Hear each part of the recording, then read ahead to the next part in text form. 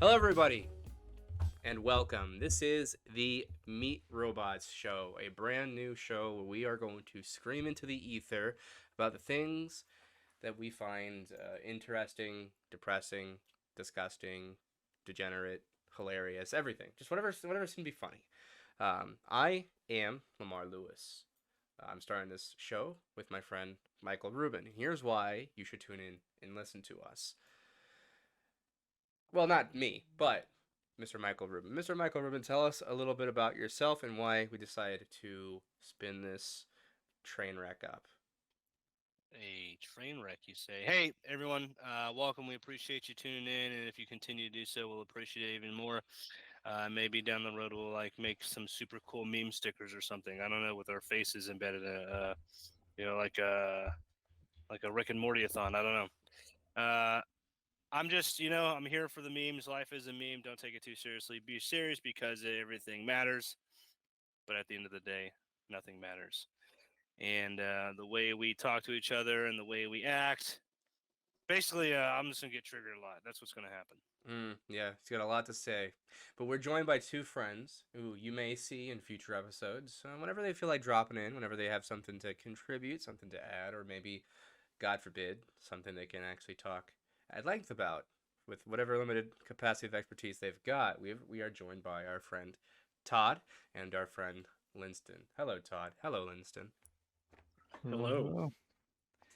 So, what should we know about you guys? Because I think one of the most important things is we start figuring out what this show is. First of all, what should the show be? What is our perspective on things? What should people know about us before we begin commenting?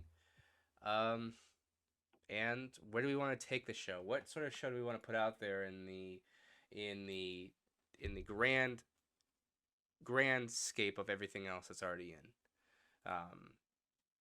Yeah, and we're waiting on a couple more people, so no sweat. We'll just introduce them as they come in. But what should this show be?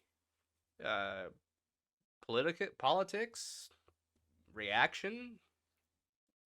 I'm, Yeah, I have an idea, but what do you guys think? What's a show that you think is lacking out there, and what would you contribute to if you could?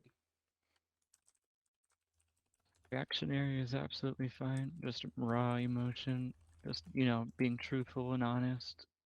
A lot of media is not that way. A lot of media isn't raw, and it's usually all, what do you call it? When you have a thing to go by. Well, bear with me real quick.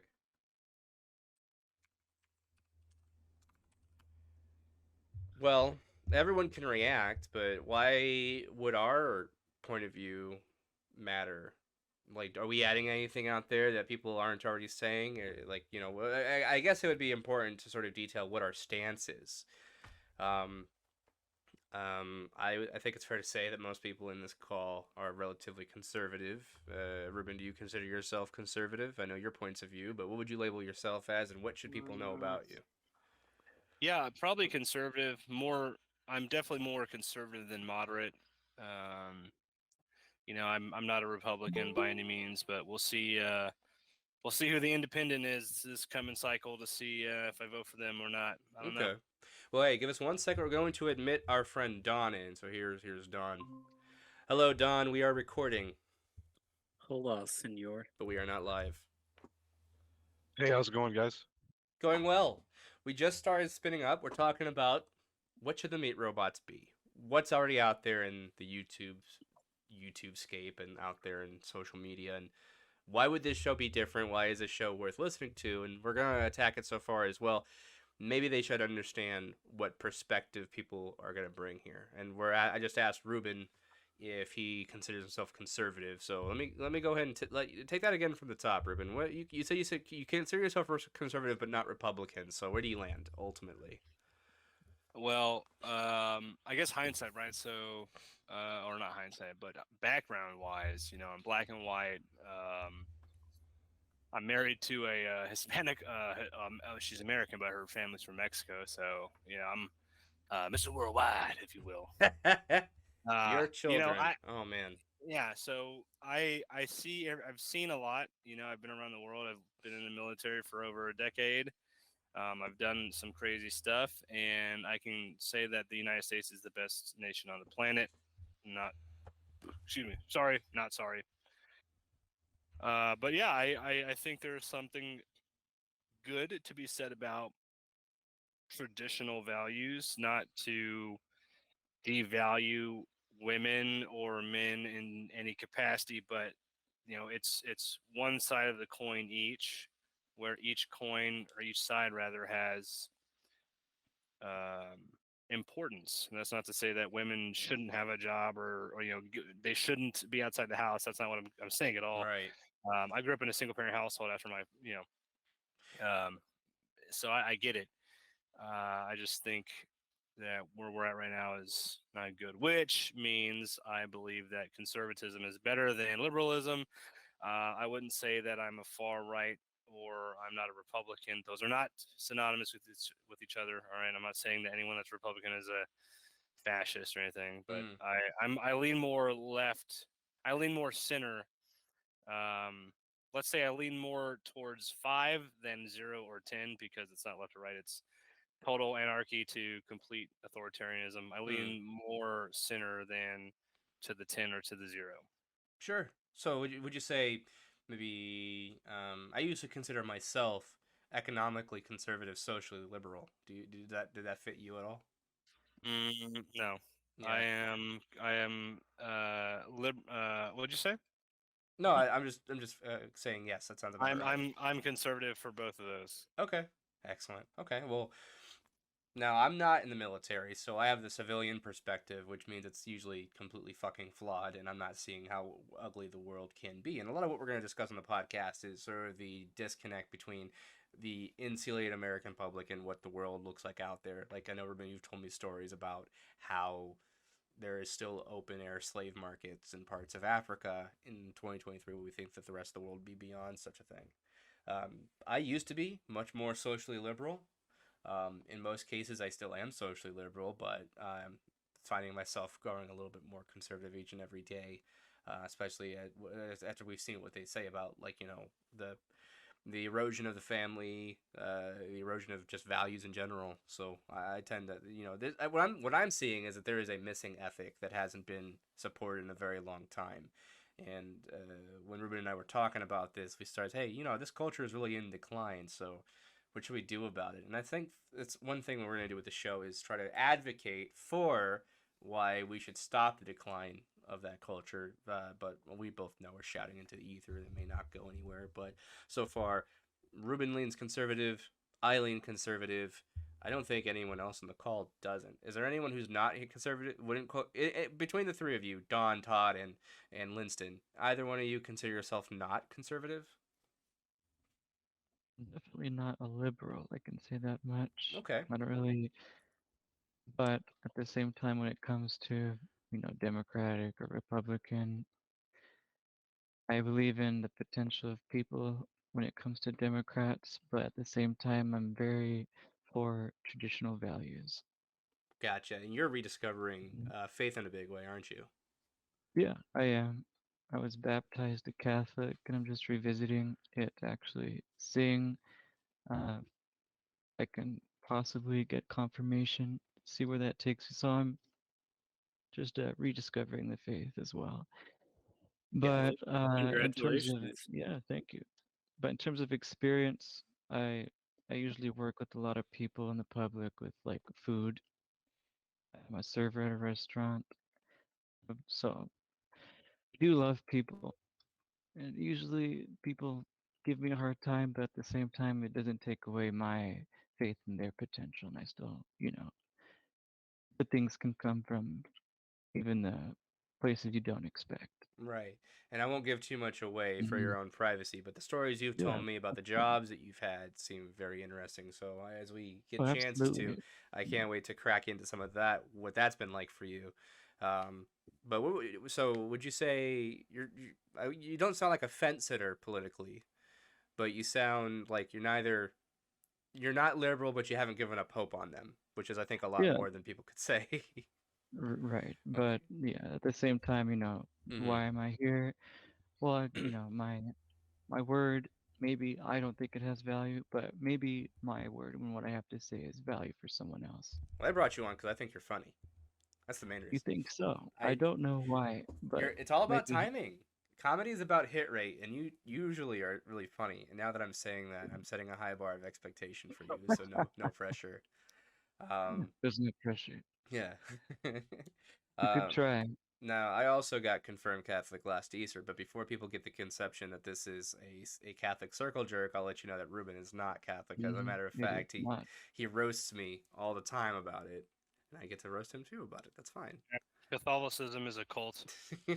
Some would say. Despite the differences, we're all friends. What would you? Where have you settled on your faith? You know, you used to consider yourself non-denominational. We had discussions where it said it sounded more Baptist. Where have you landed on that? You're talking to Ruben? Yeah. We'll say that one more time. Well, I've spoken with you in the past about what form of Christian you are, and in the past you've described yourself as non-denominational, but I know we've had conversations where it actually might be more Baptist. So, since then, where have you landed? What sort of what brand of Catholic, sorry, Christian do you feel you are? Fuck, I knew it. As soon as I let that slip, I knew he was gonna trash it. So definitely not Catholic, Yeah. but what do you consider yourself these I days? mean, still non-denominational. I watch a lot of this guy. I think he's from America, but he lives in Canada. My uncle does online sermons. He's a Baptist preacher, so I listen to him. So based on that, I guess one could say I'm Baptist, but I don't consider myself Methodist, Lutheran, Pentecostal, anything like that. Really just my guiding truth is the Bible itself specifically, and Mm. no other written text. So yeah, So but by non-denominational, you just mean non-committal. what? I'm gonna leg sweep you, buddy.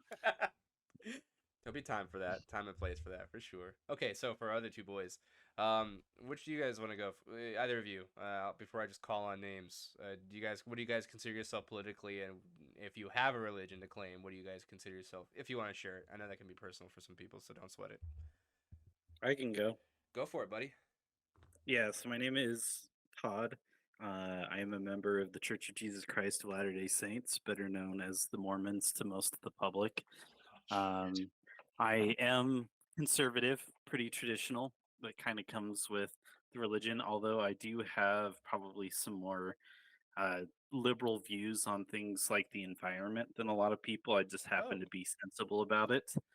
Um, my grandfather was a park ranger for almost 50 years in Yellowstone, and that definitely influenced a lot of my childhood and a lot of my thinking when it comes to those sorts of issues. But I also I've lived outside the country, outside of the United States, a couple of times. I lived in Sicily, Italy, for about 3 years because my dad was in the Navy Hmm. and he was stationed there. And I also lived for 2 years in Peru, serving a mission for my church. So I've got to experience both Europe and South America. So I have kind of that sort of unique perspective. I work in the tech industry, and so I also have that for me. I come from an information technology background. That's fascinating. So we got a lot of different bases that we're covering here. We got a military background, a tech background, three different brands of Christianity in here, and a different posture towards environmentalism than I realized. Now I'm sure you don't take it like the globalization green cult way that everyone else does. You're not a Green New Deal thumper, I'm sure. No, definitely not. I do believe that there is, personal responsibility, that some things are good.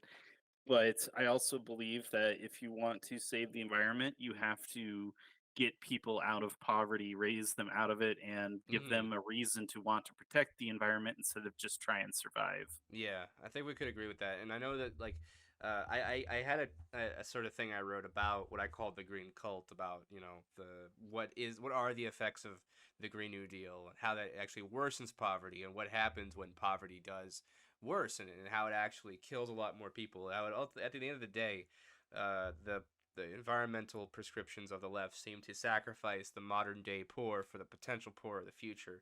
At least that's what it looks like to me. I'm not the person who came up with that though, but I would love to articulate that again. Maybe put that in an episode format. So we'll have to sink in. sink our teeth into that one. All right, and then Don, you're up next. I feel like we're saving the best for last with you, quite frankly. Just knowing what I know about you already and why I invited you on. Oh, hey. So, yeah, I work in tech too. I'm in information security. I'm a small town boy. I'm an atheist, and I'm also kind of a right-wing libertarian. White ring libertarian, but you have a line. You have a line I briefly want you to describe because I think it'll help contextualize. You have famously said, America is a strip mall. Is that you Oh, still hold to yeah. that? Can you explain a little bit Yeah, I about what do. you Of think that? course I do. Yeah. Okay. Great. Well, just I'm not gonna fight you on it right now, even though we've locked horns on this before. How would you explain? Someone's like, well, what does that mean? How would you explain that to them? Well, I mean, I think we have just kind of become so um, commercialized. Corporate culture kind of dominates everything within the United States to where you don't really have distinct American cultures on display anymore. You just kind of have a generic, I guess, kind of neoliberal culture that exists throughout the United States as a constant, Is it the to where cult? like everyone is like interchangeable. Is it It's because bland and flavorless, is what you're saying. Oh yes, absolutely. the culture has just become what you consume? I think that too, and I also think that there's like a degree of historical shaming for, the United States itself has kind of made it to where people don't feel proud of authentically American culture. Hmm. Yeah, we've definitely seen a lot of that. But I think that's a good starting point to sort of get in a sense of, where we are. We've got four Christians and an atheist, two people who work in tech, military, and listen, do you want to go ahead and say what service field you work in? Is that too much info? But I know it's I service said related. I said food industry. Oh, you It's like did? server. I said I'm a server. Yeah. Oh man, sorry. That's just me trying to No, it's like fine. keep an eye on Yeah, levels, and I might miss a thing or two. I'll try my best not to. no, it's fine. Now I'm in infrastructure, not technology infrastructure, actual brick and stone infrastructure. So I saw what looked to be a really solid uh, industry to be in because I didn't lose a day of work during the lockdowns because I had a brother who was an engineer in Arizona, very very qualified, and I had a sister working part time at a movie theater, very unqualified. So here I am in the middle of these two spectrums, and they lost their jobs, but I didn't lose mine. I'm gonna go ahead and introduce our friend in a little while. He is when he does come in, he is a live musician. With an industry in music. Like, music is actually his profession. He's got a lot of interesting insight on what it takes to make it as a musician in a very famous city all about that field. So it'll be very interesting to get his insight, and it'll kind of round out this sort of cast of clowns. Um, but I just had an idea. I'd like to sort of pull the room on this. What kind of content are you guys fans of? And if you want to talk about a YouTuber or a content creator that you particularly like, um, that might also be helpful to get some insight. And first of all, any Andrew Tate fans in here? Just me? Just kidding. Not Yeah. me. No, never Relax, man. mind. Everyone knows I'm a Nick Fuentes guy anyway. Just kidding. Also, fuck that. Isn't he the cat boy guy? Yeah, he's the Yes. yes. Oh no. He went on a date with a cat boy. You know, I think about this every now and again. What I don't want to be. I don't want us to turn into. I enjoy listening to podcasts and things like that sometimes. Driving to work or whatever the Mhm. case is, or just like if I'm at work in the office and I'm dealing with paperwork or administrative tasks, I will definitely pop in a podcast about something going on, or because I probably am autistic, some like how nuclear reactors and submarines work, because Yeah. that's totally, or case in point, I'm terrified of the water. Even though I've been on ship deployments, just not a fan of. Just look up the USS Thresher incident, and it will make your pee pee will go inside out. Oh my gosh. You'll never want to shower again. I don't know. Yeah. But like so the Hodge twins, those guys were Marines. They're older. I like their content. I just don't like the way that they produce it or show it. Louder with Crowder wasn't. I'm not a big fan of him. I'm not a big fan of Ben Shapiro. I like what he talks about. I like the fact that he brings on dissenting views, which is phenomenal. I love that about him. He'll bring on people that he doesn't, he'll bring on Christians about the Christian faith, and then it was like an hour and a half long episode he did with I can't remember what it was, but they clearly didn't agree with each other, and he was just so fascinated by his born again, experience and things. So I like that they're able to have the dissent come on and talk. What I don't like is the holier than thou kind of concepts that some podcasts have. Like, oh, Right. my wife watches a lot of eclectic or gay podcasts because women, I don't know, whatever, she likes it, right? And I watch how they communicate or they talk. One of them I think is called Spill the Beans. Is Mm. it's one of the podcasts she listens to. I think they have terrible toxic advice because they're both Hispanic, and then they toxica esta toxica is toxic as fuck. They're like, yeah, that one. They'll read a message. They have messages that come up from their inbox, and then the girl will say some wild shit. I'm like, yeah, that's definitely woman logic right there. That's not what a man would. That's not what a man would do. That's not what a man should would do that. So Gotcha. So these are things you kind of want to avoid, is a sense of being self-righteous and making sure you acting like your own shit don't stink. Well, let me yeah, let them yeah. know. Let me let the room know. It's like, I know I'm a fucking idiot, and we're just screeching our dumb opinions into the void to see if they kind of catch on to other people who might feel the same way. But uh, I'm pretty much a dummy, and I know Ruben has called himself a rock eater because he's a Marine. Um, but Man, but yeah, I'm not on the. But I mean, it's hard. It's easy to say you don't want to become self righteous. It's easy. It's hard, difficult not to become self righteous. But Yeah. yeah, so like Easier said than done. yeah, no kidding. Like the things going on with Crowder, that could be interesting to talk about because we're all pretty familiar with the Crowder situation, right? Did he hit his wife or something? He didn't hit his wife, but he was No, he on yelled at camera. her. Yeah, it's not a good look. Was well was wait He kept the he pimp hands strong, though.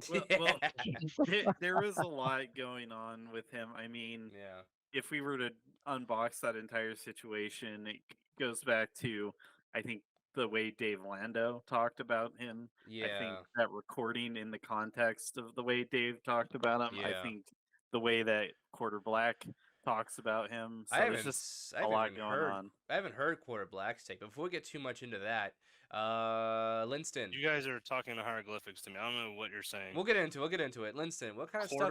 Quarter black. Yeah, it's a Yeah, Quarter Black YouTuber. Garrett. YouTuber who's like, well, the joke was he had a producer named Half Gay, not Gay Jared, and so the next producer had to have like a gimmick. Anyway, Linston, what kind of stuff do you like, Yeah. and what would you like to avoid doing? I mean, you can say it that way if you want to, but if you just Well, want to talk about what you like, that's fine. Otherwise, we just sound yeah, like a bunch of yeah. We haters. we briefly brought up like I was rediscovering religion, so I'm a bit biased in my YouTube search in terms of listening and watching stuff. It's Mhm. just Catholic stuff. A lot of EWTN, Mother Angelica. I've also listened to some bishops talking, some fathers from different parts of the country. Like Robert Barron. Uh, Probably, but Okay. uh, Father Mitch, what's the other bishop called? He's no longer. It's an old Fulton bishop. Sheen. Fulton Sheen. Yeah, he's one of my favorites to listen to. But stuff I don't want to. What was the question? What I don't want to do? Yeah, like what sort of like content creators have habits that you want to avoid, or Well, what are those habits? well, to not include something that would contrast with your opinion or beliefs. In other words, have a devil's advocate or consider the devil's advocate. What does the opposing have to say? Oh, Why did they think that way? I so want to include that oh, into, okay. you So you want to make you want to make steel man cases for the opposing view, and you want to devil's I advocate. want to challenge our ideas, what we think. Okay, gotcha. I think is really strong. And now Crowder, speaking of Crowder, he had that bit too, where he would take the position of a liberal and argue from that position Yeah, with yeah, the point of that would be if you can argue their point better than they can't say you don't know what they're talking about. And there's something right. true about that. Um, Todd, what sort of content, what sort of creators do you like? Do you gravitate? I already know you like airplanes because we talked about that before. Not just airplanes, but like military planes. In our past conversations, you always have a lot to share about military aircraft and Air Force. So do you listen to that on? Is that just an area of interest for you? Do you listen to that in your free time a lot? Uh, I do listen to the Fighter Pilot podcast every now and again. I enjoy that one. I also listen to a lot of other stuff. One of my favorite podcasts is Open Bar with Critical Drinker and some of his buddies that he Ah, has on there. I enjoy pop culture topics in the context of everything that's going wrong with society right now. So yeah, I mean, I've got kind of a wide variety. I also listen to Joe Rogan as well because I think he has interesting guests on occasionally. Like yeah. he had a bat scientist on who's like 90 years old who has stories from like the going into the Amazon in like the 50s and 60s and just like all sorts of the weird crazy stuff that he got into while he was there. So, yeah, I mean, I kind of like a lot of that stuff. So, I'm pretty okay with whatever direction we decide to do. In fact, I think, talking about a variety of stories in Yeah, the context of what's going on and our views on it and our different takes on it, I think it's kind of important to understand that all of us are pretty average guys. We don't really come from a background where we are famous or we've got a master's degree or anything like that. yeah, But we've it's kind of like it's almost like a hobby for us, right? We yeah. follow this stuff because we enjoy it and we want to talk about it because everyone has their own take on stuff and everyone has the right to be able to voice their take on it, I think. So, You're right, and I think the ability to share a bunch of different perspectives is going to help in sort of Linston. What he was calling for is making sure that we're not. It helps us do make sure we don't do what Ruben doesn't want us to do, which is become self righteous. Because all of us are very, we're all pretty. This is a diverse room of people, and we're going to have different takes, even though we're all conservative leaning. Um, we're gonna have different opinions about stuff. I know I've locked horns with each and every one of you about at least something, except Linston. You're too sweet and soft to get mad at. I can't get mad at you. But the thing I like about the Joe Rogan podcast, and I'm glad you brought up, is it's just there wasn't really like it's such a chill production. It seems like the smallest production ever. He's just there isn't like a grand intro. They're just two people talking, and that's always been the most appealing part of it to me. So I hope we can capture that spirit, that sort of conversational, like mindful meandering through a topic. I hope we can do a little bit more of that. How about you, Don? What sort of content do you like to? What kind of content creators do you like? If you were to emulate any, how would you do so? What is something that you find completely fucking cringe that you don't want us to do, so we can avoid that? Man, it's hard to say. So I mean, I pretty much like the same guys you guys like. I think I tend to like go on some of the more like esoteric, autistic, like right wing directions. Like I like Curtis Yarvin a lot, and sort of a little bit of the monarchist guys. I think they're pretty interesting and make interesting arguments. But as for what I find is cringe, I think to a certain degree, like what is the most cringe is the inauthenticity or just people like joining a bandwagon on a thing. Like it really, really irritates me. Like if you have like one bit of pop culture news, it's the same exact story and the same exact line for everyone. It's like, man, I know it's their beat, but oh my god, it just feels so bandwagony. I'm surprised you didn't shout out "Man at the Internet." I know you and I watched that. I do like Mad at the Internet. Yeah, I didn't know. I didn't know You how did. autistic we were allowed to talk about, but yeah. Uh, I'm a big fan of Noel. I love Noel and I love Jim. yeah, well, anyone else who's not familiar, Jim is a guy who streamed under the name Mr. Medicare and then Hmm. Internet Aristocrat. He actually was my gateway into a lot of these long form podcasts or video essays and topics. Remember I was playing World of Warcraft with a buddy and he's like, "Hey, you should check this video out." And I got involved in Mr. Medicare's Tumblrism series. Um, and so I just kept monkey branching from like one podcast. It was in one I remember called The Sons of Kojima. Has anyone ever heard of those guys? I remember Jim would like talk about them, but Yeah, he showed I up don't on remember one. them. They were really shitting on. They were detractors of a guy on YouTube called Darkside Phil. You guys are familiar with that guy? Yeah, that's Dark Side Phil. Yeah, Darkside Phil is just a person who is like the man. He is like the result of today's I think corporate consumer culture that we find eroding everything, because he's a guy who, got on YouTube, started doing let's play videos. He kind of adopted it really early. He was slow to adopt innovations within that format, but he's got a lot of people who subscribe to him, super chat him on his streams. But he played like his streams were these god awful slogs of like 3, 4, 5 hours, and he's not great at the game. And he's the definition of a bandwagoner too, like you were talking about, Don, because he's the kind of person who plays a game literally only because it's the thing he thinks will bring in views and bring in people. Otherwise, he's just gonna he wouldn't play it otherwise. If he could just sit and play his WWE gotcha game all day, he would. But and the reason why he has to do that is because now he's been doing this for so long. He's got such a long gap in work history, and he's been on camera so often. He's been caught. He was caught on stream masturbating. Like, he didn't see anything, but because he's got that out there, he's throwing his head back. He's Oh, like, "Oh, it's a scratch on my leg." But now he's fucked, because if he goes to find a job at all, people are gonna look his name up and say, "Oh, who is this Phil Burnell guy? Oh, he's been doing this for 7 years. Oh, this is how he conducts himself. Oh, he masturbated on stream. He's What the been fuck?" jacking off online. Yeah, he's like, we can't hire this guy, so he's stuck in his lane because he fell into a trap of what was lucrative at the moment and stayed in it, because this was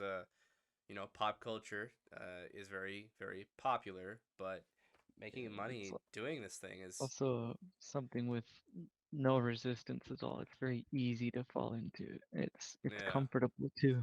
Yeah, because like by nature we like stories, and I guess I should say who I like. I liked Null. I liked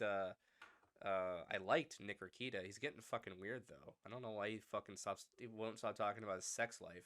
Is that cringe to you guys? Is it cringe to talk about your sex life openly? Because this guy is like, Yes. yeah.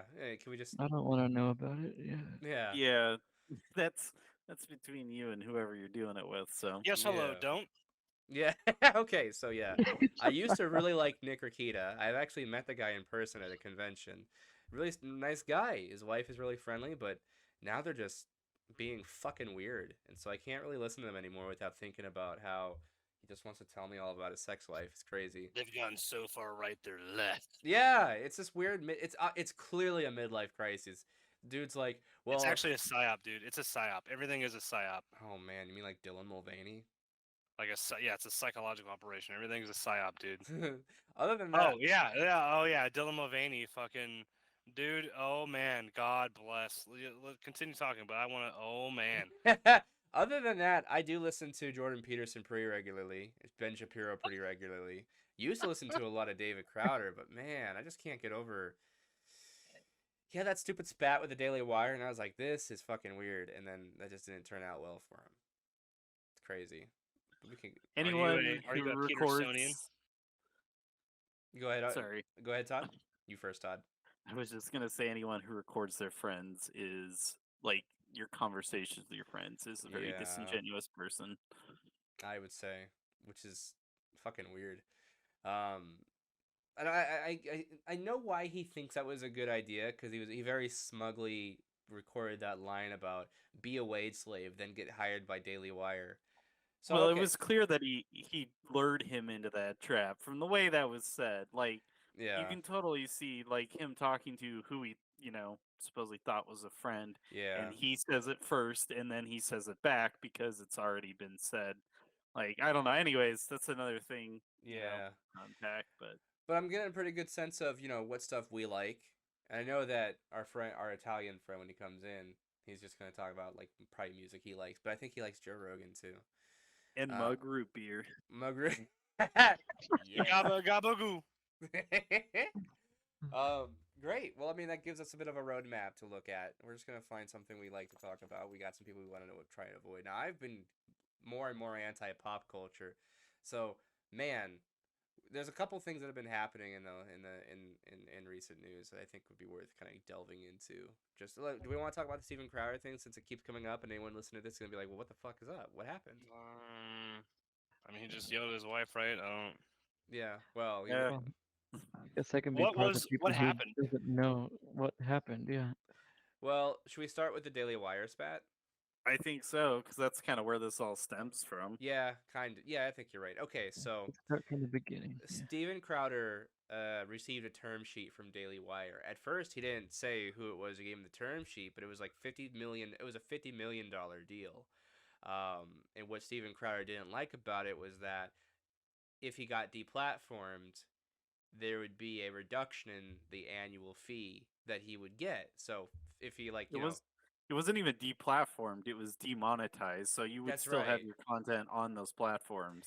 That's right. So let me if I don't remember the exact figures. So let's say Ruben, I'm Daily Wire and I want to hire Ruben to be on my show. I'm gonna pay you $50 million. Sound good, right? Yeah. I'm asking Ruben. Shut up, listen. Sick. That's sick. Oh, So 50 million's fine, right? Good. Hell yeah, dude. All right. Now what if I say if you get demonetized on YouTube, you're gonna lose 12.5 million of that. So I'm only gonna pay you 38.5. Dude, that's $38 million, man. Fuck yeah. Okay, so that's like the big thing Steven Crowder had took an issue with. He called it like a penalty and being like the arm of big tech where like if big tech penalized you, you would Is that? enforce that. Are you for real? That's why he got. That's why he yelled at his wife because he wouldn't make more millions of. Well, you know that Man, No, you that know that man. you know that meme where it's like a it, big domino goes in a small domino? I don't know if he yelled at his wife, because from what I understand, it may have actually happened before this. It Really? just came out afterwards in the wider context Yeah, of the entire spat. right. But I get the impression he's a toxic human being, like kind of a piece of Yes. shit. So Yeah. yeah, I mean, when you complain about streaming for 7 hours because there's an election, and you're making millions of dollars doing it, damn, I didn't realize he went that long and then complained about it. yeah, it was, I don't know. I got a lot of problems, but we'll get there. Yeah, so Crowder, he made this dispute with Daily Wire very public, saying this is what they're offering people, and it's like, hey, I'm fine walking away with this, but I'm gonna make a fucking problem because they're offering this to other people. They're offering this to Matt Walsh. They're offering this to Jordan Peterson. They're offering it to Brett Cooper. Not So not only that, but then he also, on top of like publicizing this term sheet, it wasn't even a contract, and I yeah, believe his video he made it sound like a contract, yeah, he or really even was may have like, even called it a contract. I don't remember for sure, but he also basically started a website off of the back of this idea called Stop Big Con. The idea that like Daily Wire and these others are in league with big tech and all of that. So he was clearly not only publicizing this to potentially air a grievance, but he was also trying to profit off of it personally, because the idea was, instead of signing up for the Daily Wire because they're terrible, horrible people, you would come watch his show instead. well, Sounds like a grifter. this is the point where I must confess I actually have a mug club mug, but not because I joined the mug club. I signed up for Gavin McInnes's show when he was still on the Blaze, and they sent me a mug. I was like, oh okay, that's cool. I guess I get a mug too. Um, I don't know what to do with that mug now. Maybe bury it. What should I do with it? Good. What should I do with the Steven Crowder Mug Club mug? Keep it as a remembrance of better times. I I guess like it that. depends. What does it represent to you? Better times. I like what Todd said. So I used to listen to a little bit more of Steven Crowder. I never really liked his comedic skits, but you know what? I think the real downfall, like the small domino meme leading to the big domino meme, was when he hired Dave Landau, who is a comedian playing second chair for him, but an actual stand-up comedian that's done like shows on like Comedy Central. He's fucking funny, a lot funnier than Steven Crowder, and I always think that kind of made Steven mad. I get that impression too. I get the Yeah. impression that it was. I don't know if you followed Opie and Anthony, listened to them back in the day, but it did very much feel like towards the end of O and A where Steven could have made a ton of money with Landau just being the straight man. He Yes, I could have don't. played the straight man and made a bank, but he got his ego hurt too bad, like Greg from Opie and Anthony. Yeah, so I don't know if that's the case, and whether it, and Landau mentioned something about him having surgery and his mood being different a little bit after that, but I don't know. And now he's got I was kind of impressed. He's got Nick DiPaolo on his show now, but then this really ugly video of him because he's getting a device from he's getting a divorce from his wife. They had twins together, and there's a video of him on a ring camera outside, just sort of like yelling at his wife in a way that's just berating, like sort of, I just made me feel kind of dirty watching. He's a very heavily pregnant lady. She is being told to put on gloves and walk the dogs because I guess the dogs are taking medicine that makes even their poop toxic, and you can't handle that without gloves, especially for a pregnant lady, because the poop is like especially toxic. I don't know. It just doesn't look good. Yeah, you're supposed to avoid animal poop when you're pregnant. Cat litter boxes, dog poop, Ah, all of it. gotcha. Here's the thing I want to know, because this was all recorded on an outdoor ring cam. How the fuck did he not know that he was on camera while he was yelling at his wife like that? Like, I have one of those ring cameras. I thought very specifically about where it is, and that's why I'm not gonna have long conversations on my front porch. Wait, well, if it's his ring camera, right? Yes. Yeah. Okay, well then how did it go public? That's my question. That's like I don't like the clip, and Yeah. I understand like it's a 4D violation chess. of his privacy, right? Like Yeah. when it comes down to it, two things can be Yeah. true at once. Yes. It's a violation of his privacy. Also, it proves he's kind of a piece of shit. So Yeah. So I don't know. I don't know who got a hold of it or whatever, but they probably me need to be charged or makes sued me at least not want for to it. have a ring camera. Yeah. Well, you well, shouldn't. well, I like my ring camera. Why should you not have a ring camera? I don't have an Alexa Yeah. device. Is it the same reason? Because the government's listening to you? I mean, I Don, what do don't you know. think about this? I don't know. Uh, You I tell me. mean, you kind of tolerate a certain level of intrusion in your life anyway with like phones and everything like Oh, that. yeah. So it's just how much intrusion do you really want? How much tolerance do you have? I've been telling my. And Oh, go ahead. You sorry, go first. ahead. No, you first. You first. I was gonna say, I just think that, like, I don't know. We have Alexas in my house. I didn't ever really want them, but my wife uses them a lot because they help her with planning and stuff like that, which I understand.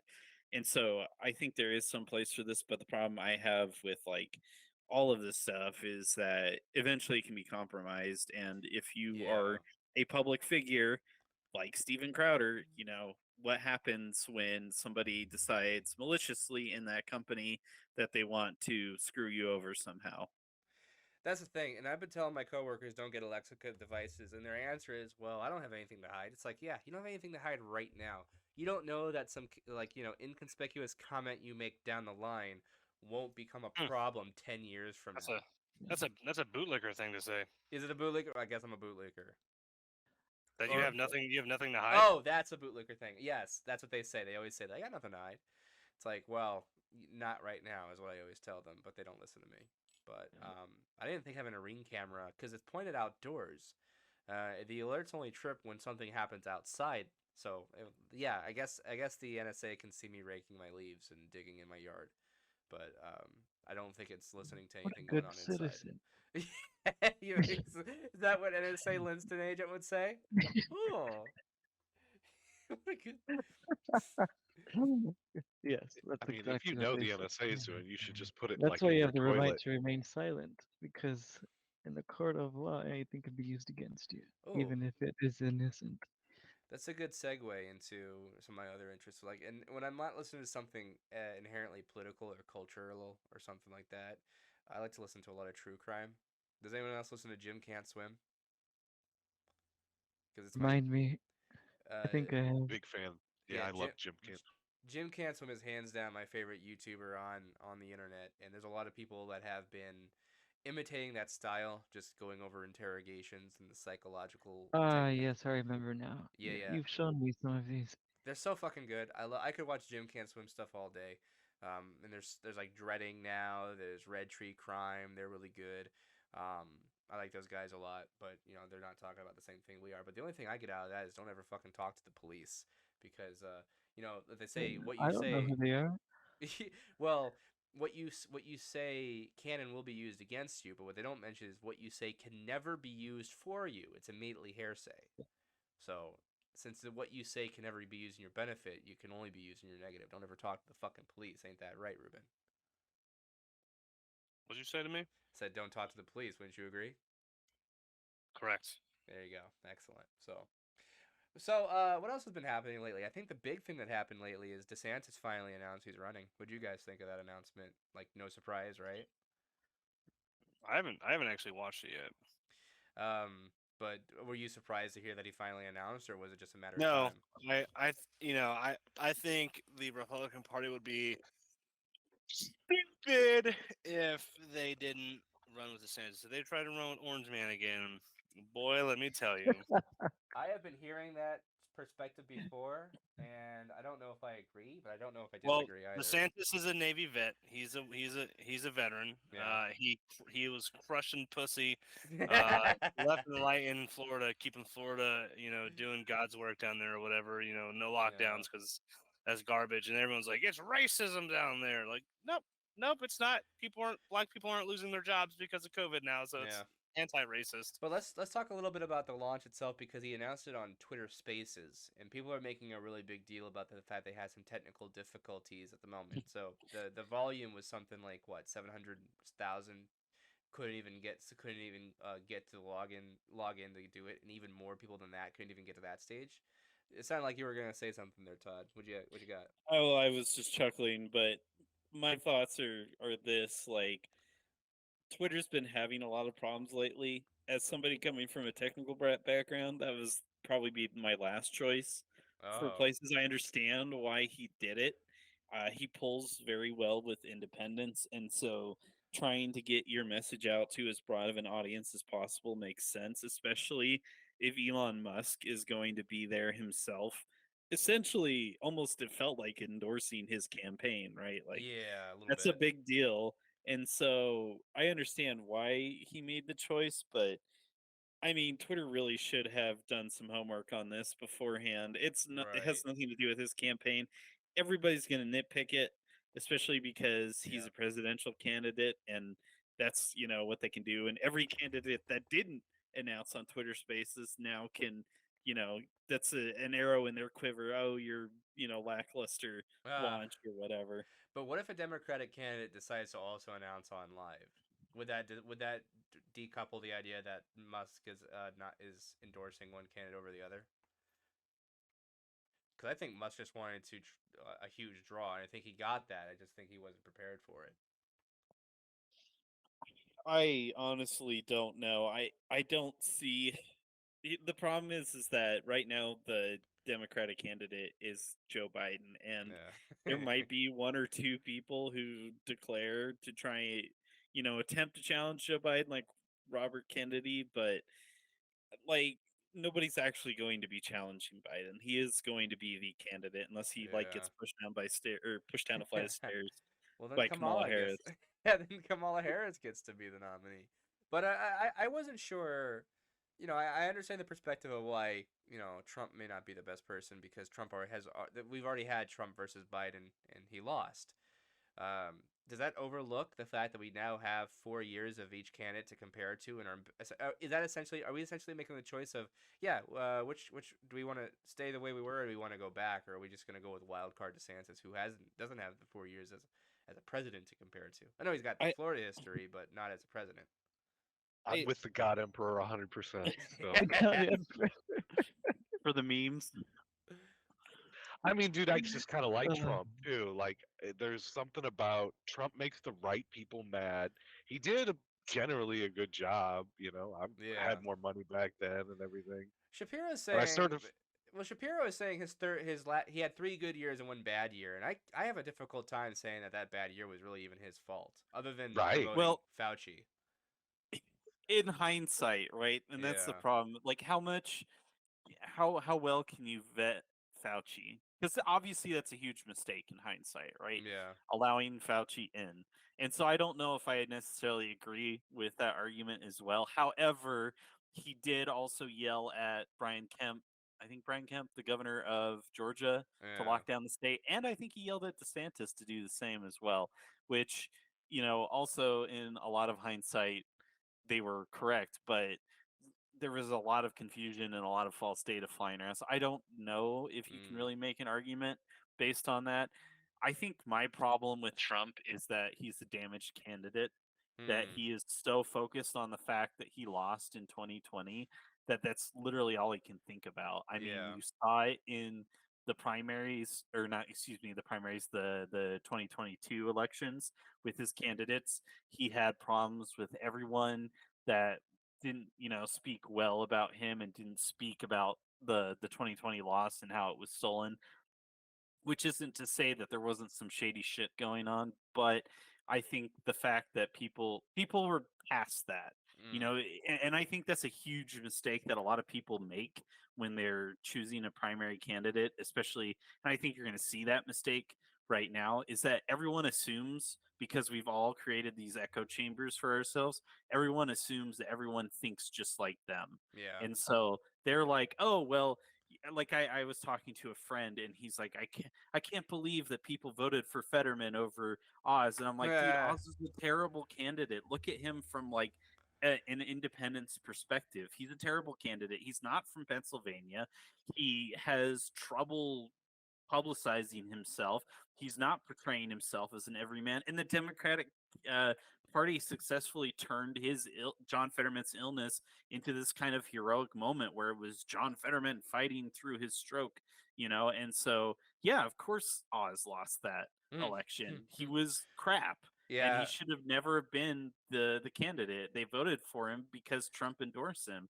And guess what? It didn't work out. And so I think that that's something that a lot of people who are, if you don't like Joe Biden, you need to keep in mind that, like, if you're going to vote for Trump again, like, be prepared to lose because he's already lost once and everyone's got their mind made up about him. It's very, very hard to get somebody to change their mind about Trump. So you don't Like, it think just that? doesn't happen. So you think is it because? Do you think you could find somebody who's like, okay, we had 4 years of Biden, we had 4 years of Trump, and you would say a person who voted for Biden would never vote for Trump after this? Like, I'm I'm not saying that because I think there are some people who are going to change their mind, but you yeah, have to remember that, like, not everyone, again, thinks like you. Not everyone watches the same sources. A right. lot of Americans don't even really pay attention to the news, so literally all they're getting is headlines from Mm, legacy media. And what do those headlines say?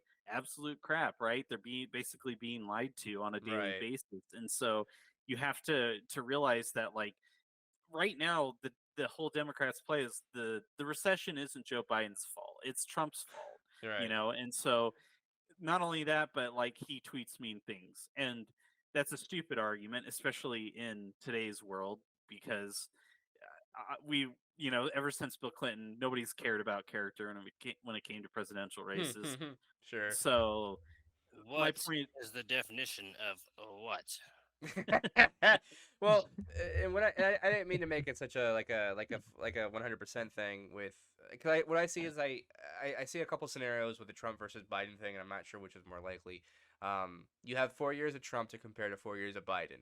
That's something I don't remember an election in my lifetime where we've had that. I'm so used to two-term presidents where we could go back to the president who didn't get a second term because he lost. And so I was talking to somebody about this. It's like, well, who would change their mind? Like, you just because you show people definitively that it's better under Trump than it was under Biden, they'll still vote for Trump because they don't like him that much. And it's like, yeah, that Well, probably. Go ahead. we've actually seen people who have regret, or what is it called for voting? Regrets. Regrets. Regrets. Did I? I'm No. pretty sure it. Okay. No, I said it. I'm making. I'm. Yeah, I'm making regrets. Yeah, for voting for Biden, buyer. and then Yeah, they voters may remorse. they may have voters remorse. That's the word I'm looking for. And then they now they have two different views instead of just the one they Yeah. previously had. Well, my aunt is taking care of my grandparents' house, and she's complaining that everything is more expensive. Everything's more expensive. It's like, yeah, your fault. You voted for this, and I know she's still gonna vote for Biden, because she just won't buy it.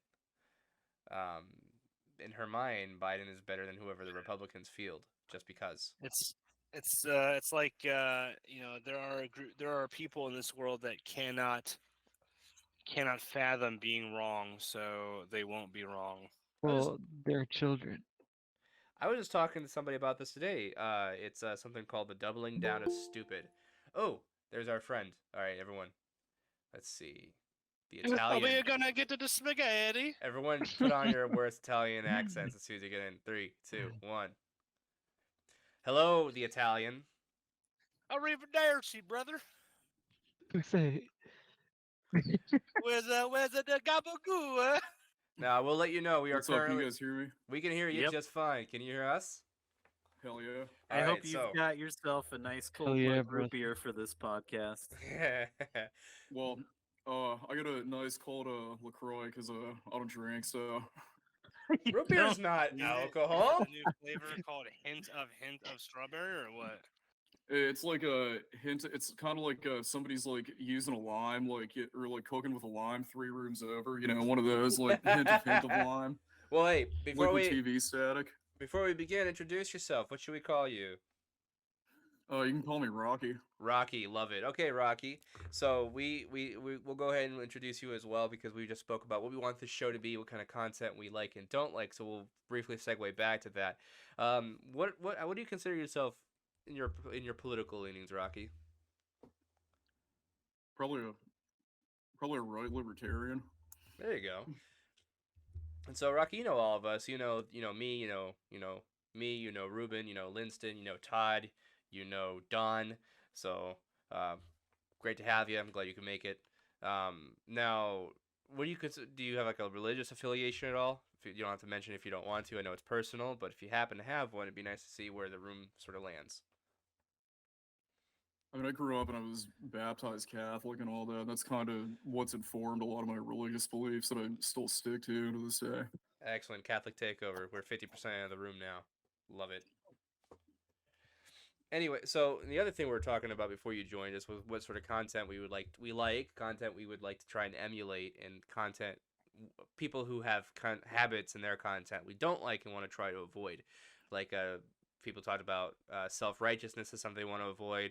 Linson says he wants to, bring in more devil's advocates, and Ruben didn't mention this, but I know this would be the case. He would like to have conversations with liberals to try to understand their point of view. I would like to have a discussion where when I say an individual that does not agree with us in this chat, that they could have an actual based conversation versus what other than saying what you're doing is harm. You are harming people. You are harming people. This is a microtransaction. No, sorry, that's video games. This is a microaggression. You want people who can have like a rational discussion, not people Yeah, who I are just want to gonna right. right. Yeah, I want a rational hey, you say this. Tell me, okay, I see that, but why? Because I'm not compelled to believe what you believe. Yeah, well, it's a lost art for sure because so many people are used to thinking of people who disagree with them as being literally Hitler and the enemy, and we need to throw bricks at their face. So sad. Those people are called children. Yeah, that's what Linston Why said. can't you just comply? Like what? You guys want the challenge? Well, somebody explained something to me like doubling down on stupid is like once you've made your decision, any contest to that decision means that you might have to address the fact that you got something fucking wrong, and most people would choose not to. So rather than just admit they were wrong, they would like to just continue being stupid. But what kind of stuff do you like to listen to, Mario? Like, do you have any podcasts that you're into? Any content creators that you think are particularly neat? To be honest, like I don't like. I've kind of gotten back into listening to podcasts. I've listened to Joe Rogan forever, but that's really I listen to him and I like Lex Friedman, but because I Lex don't is really a great one.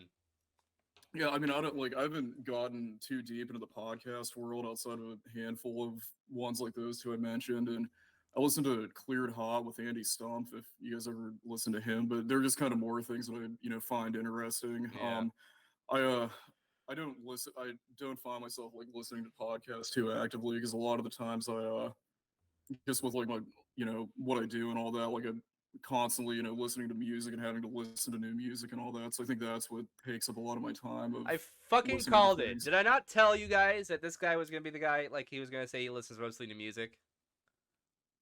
I thought I said It that. was a fair assumption. Yeah. Now, Rocky, I've let them Yeah. know. I've let them know that you're a live musician. I didn't mention where for your privacy, but we were talking about what our backgrounds are, what our points of view are. So, we have a musician amongst us. So now we're cultured and we're not lame. Or wait, no, that sounded really self-righteous of me, actually. So we were briefly talking about the DeSantis announcement that he's running, and we're talking about really kind of how he compares to Trump. Were you surprised to hear that he was running, Rocky? Not really, because I kind of figured, because he's kind of been he's been a candidate everybody's, really, I don't want to say like fallen in love with, but one who's been, really in the spotlight, and Yeah. so I wasn't really all that shocked. Everyone's already kind of attacking him. And Todd was telling us a little bit about um, what, like, Trump is a damaged candidate. I was putting out there that people would see that on almost every metric, presidency under Trump was better for the average American rather than the presidency of Biden.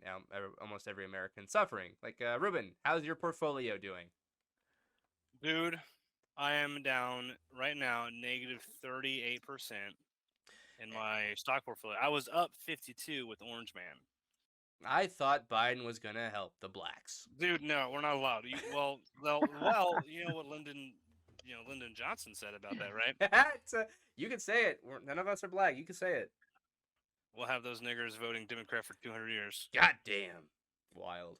So, the Democrat Party, in my opinion, I'm like 7 beers deep right now, brother. Listen, Go for it. I think the Democratic Party is the new plantation, and they don't care about us actually, right? If that were the case, then they wouldn't have purchased companies to put bricks out on the street for people to break things and vandalize and destroy our own communities. Things like that. They don't care about it. The Democratic Party, not they. I don't want to say that. The Democratic Party and the hardliners in the party, it's a grift. It's all a grift. Like Nancy Pelosi. What's that other woman's name in Maxine Waters. California? Maxine Waters. Like look at their districts. They're so in disrepair. It's so bad. It's so bad there. No, there's hepatitis outbreaks in California because there's so many homeless people just shitting and pissing on the ground. It's disgusting. I hated it when I went. But and the trouble is, despite the fact that everything is objectively worse under Biden, and I know I'm being biased. I know that we're mostly conservatives, but I struggle to find a single thing that's better under Biden than before. But you could take that to a Biden adherent, and they would still vote for Biden because it's just not Trump. The thing about Trump is he does move his own base, but he really moves the opposite base too. And while I think those 4 years would be better, and it'd be better to go back to those 4 years, because we have three outcomes really: back to Trump's 4 years, continue Biden's 4 years, or roll the dice with DeSantis, because both these are really bad choices.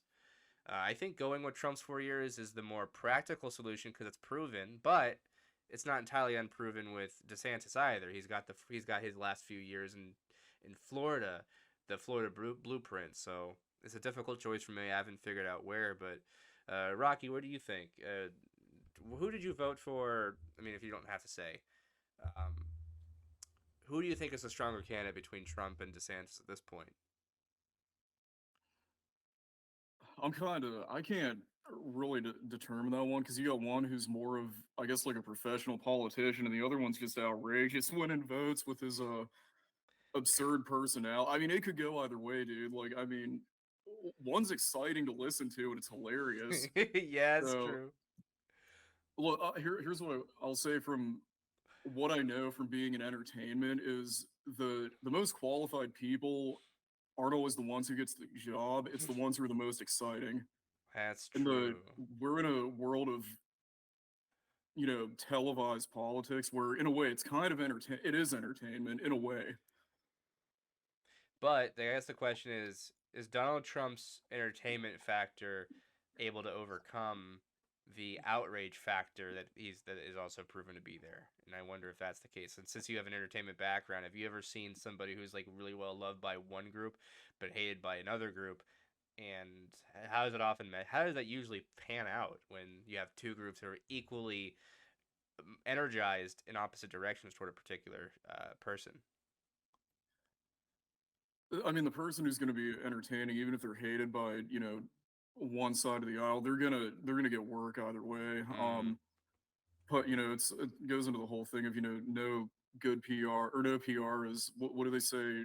Uh, all PR is good PR. something like that. Um, Yeah. yeah, I forget what the saying is, but I mean it's you're gonna have he's gonna how do I put it? He's always gonna have people who support him just based on the Yeah. entertainment factor.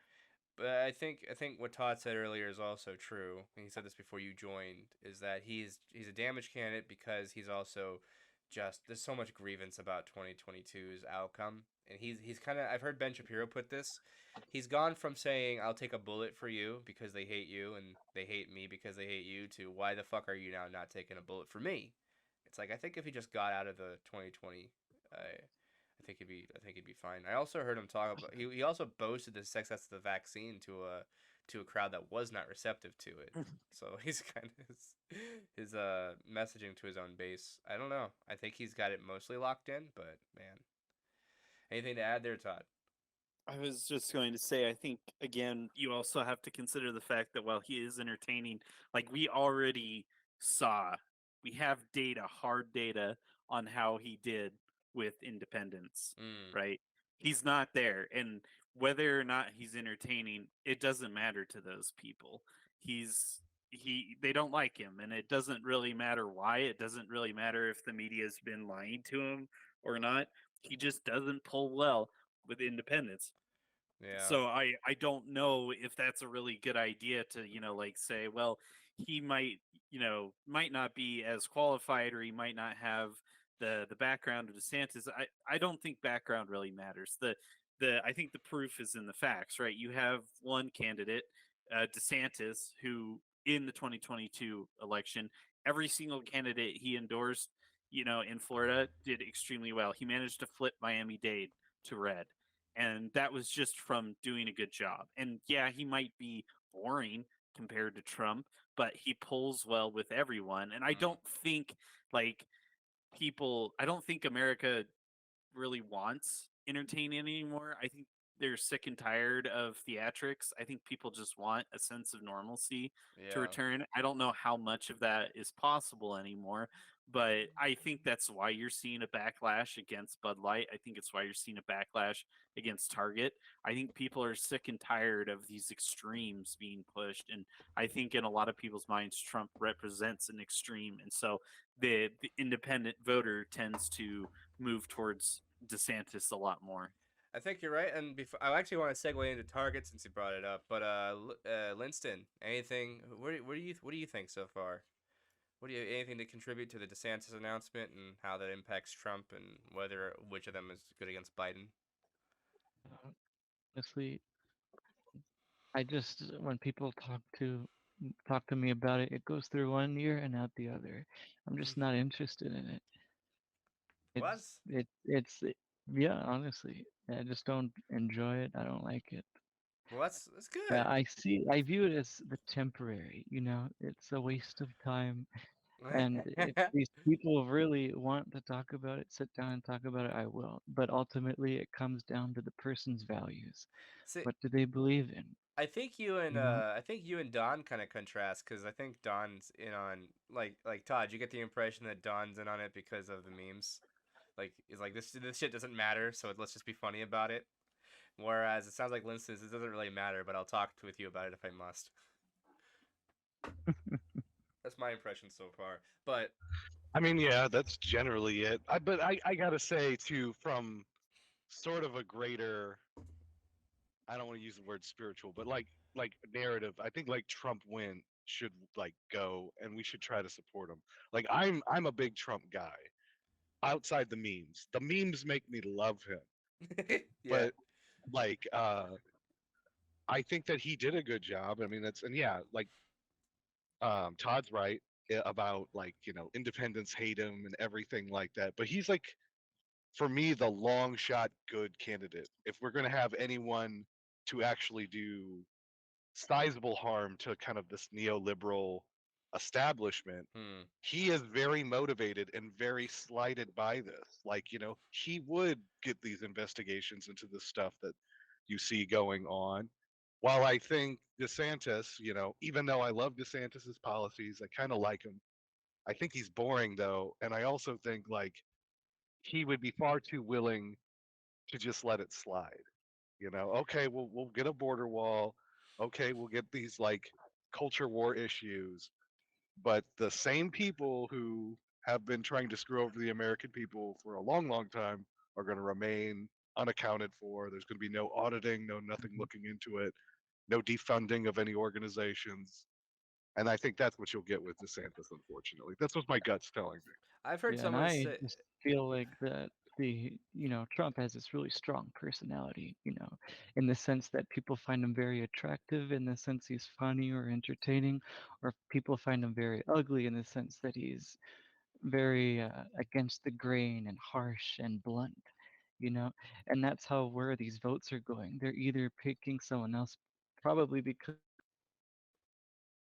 oh, we might have lost one in there. voting for him because they agree with him. I disconnect. No, I thought you did for a second there. Before we talk about Target, I want to get one last perspective from Ruben. Ruben, you're among service people. You kind of know what they have to say. Where are they leaning? I know that they were mostly pro-Trump against Biden, but how are they leaning now that DeSantis is officially announced his running? I wish I could say. I don't know. I don't really talk about the politics of the office because it's kind of not polite chat, if you will. I hear you. Yeah, that's true. Yeah, we don't talk about that, but I can assure you that the majority of the military is definitely conservative, even though Hmm. you know, yeah. Well, keep an ear out. I'm sure you'll pick up something. I'd be interested to see if, like, servicemen are gravitating towards DeSantis's naval history as a vet. He was in the Navy, right? Yeah, I think so. Yeah. There was a big stink because he got married, I think in Disney or something, or Disneyland or Oh, Disney World, before it and became fucking because stupid. yeah, what? Before Disney got fucking stupid. I'm sure Disney's always been stupid, but he got married at Disneyland, and then because his whatever laws are coming up that Disney is quitting or whatever Yeah, whatever they're Reedy doing in Creek. Florida, um, people were pulling out. He got married at Disney. He's a hypocrite. Like, dude, shut up, shut up. Well, the thing about we're gonna talk about Target now, and it kind of correlates Booga with booga. Disney in a way, because I think, like, you guys have heard about Target. They got the Bud Light treatment not like 2 seconds ago, and people are big fucking mad about how they're marketing like swimsuits to children that are Well, tuckable.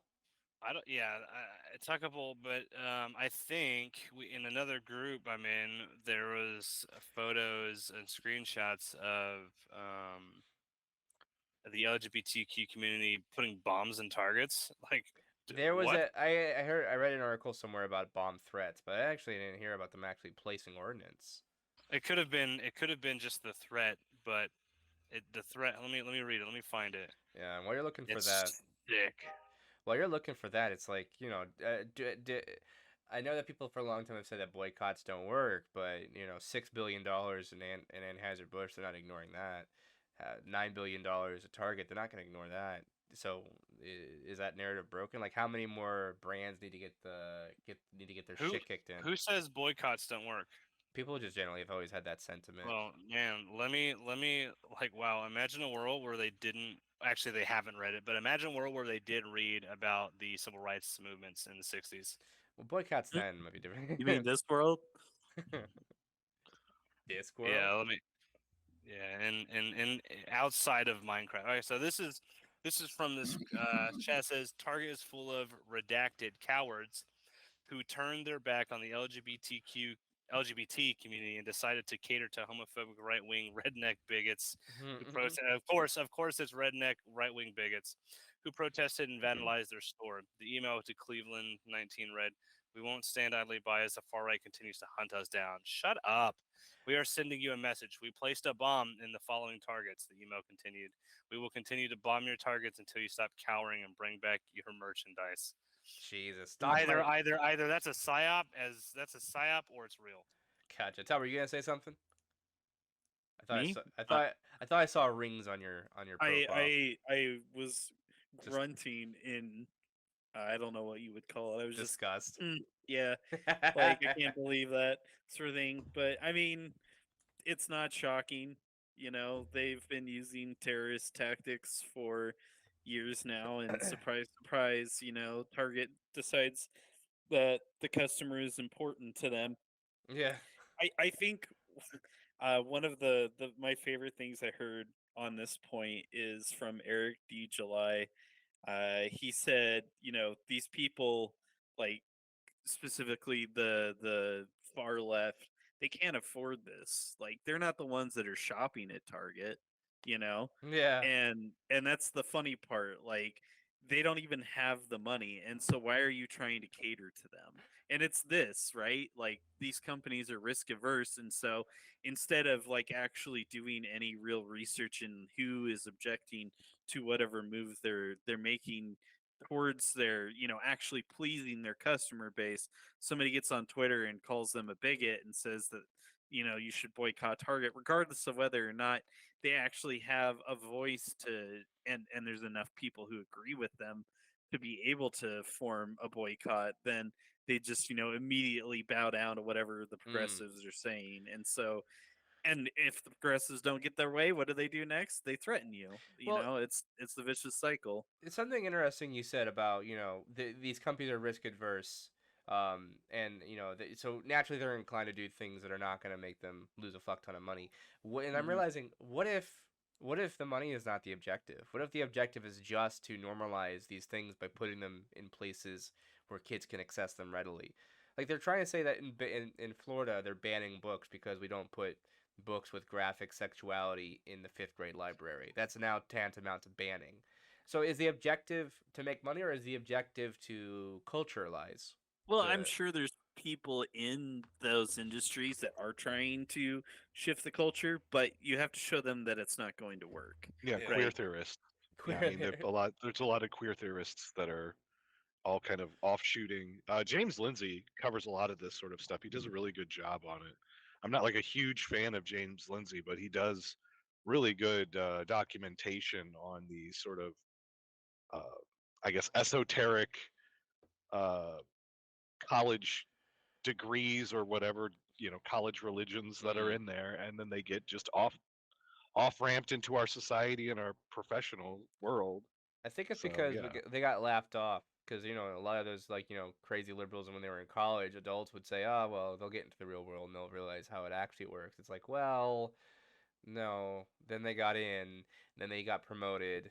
I don't know how, but now they're in these it's positions literally where just they're white women, dude. Yep. I Well, mean, I you think the saw the marketing director for Bud Light, right? Like, That's true. and it's funny, you know, I was thinking about this the other day.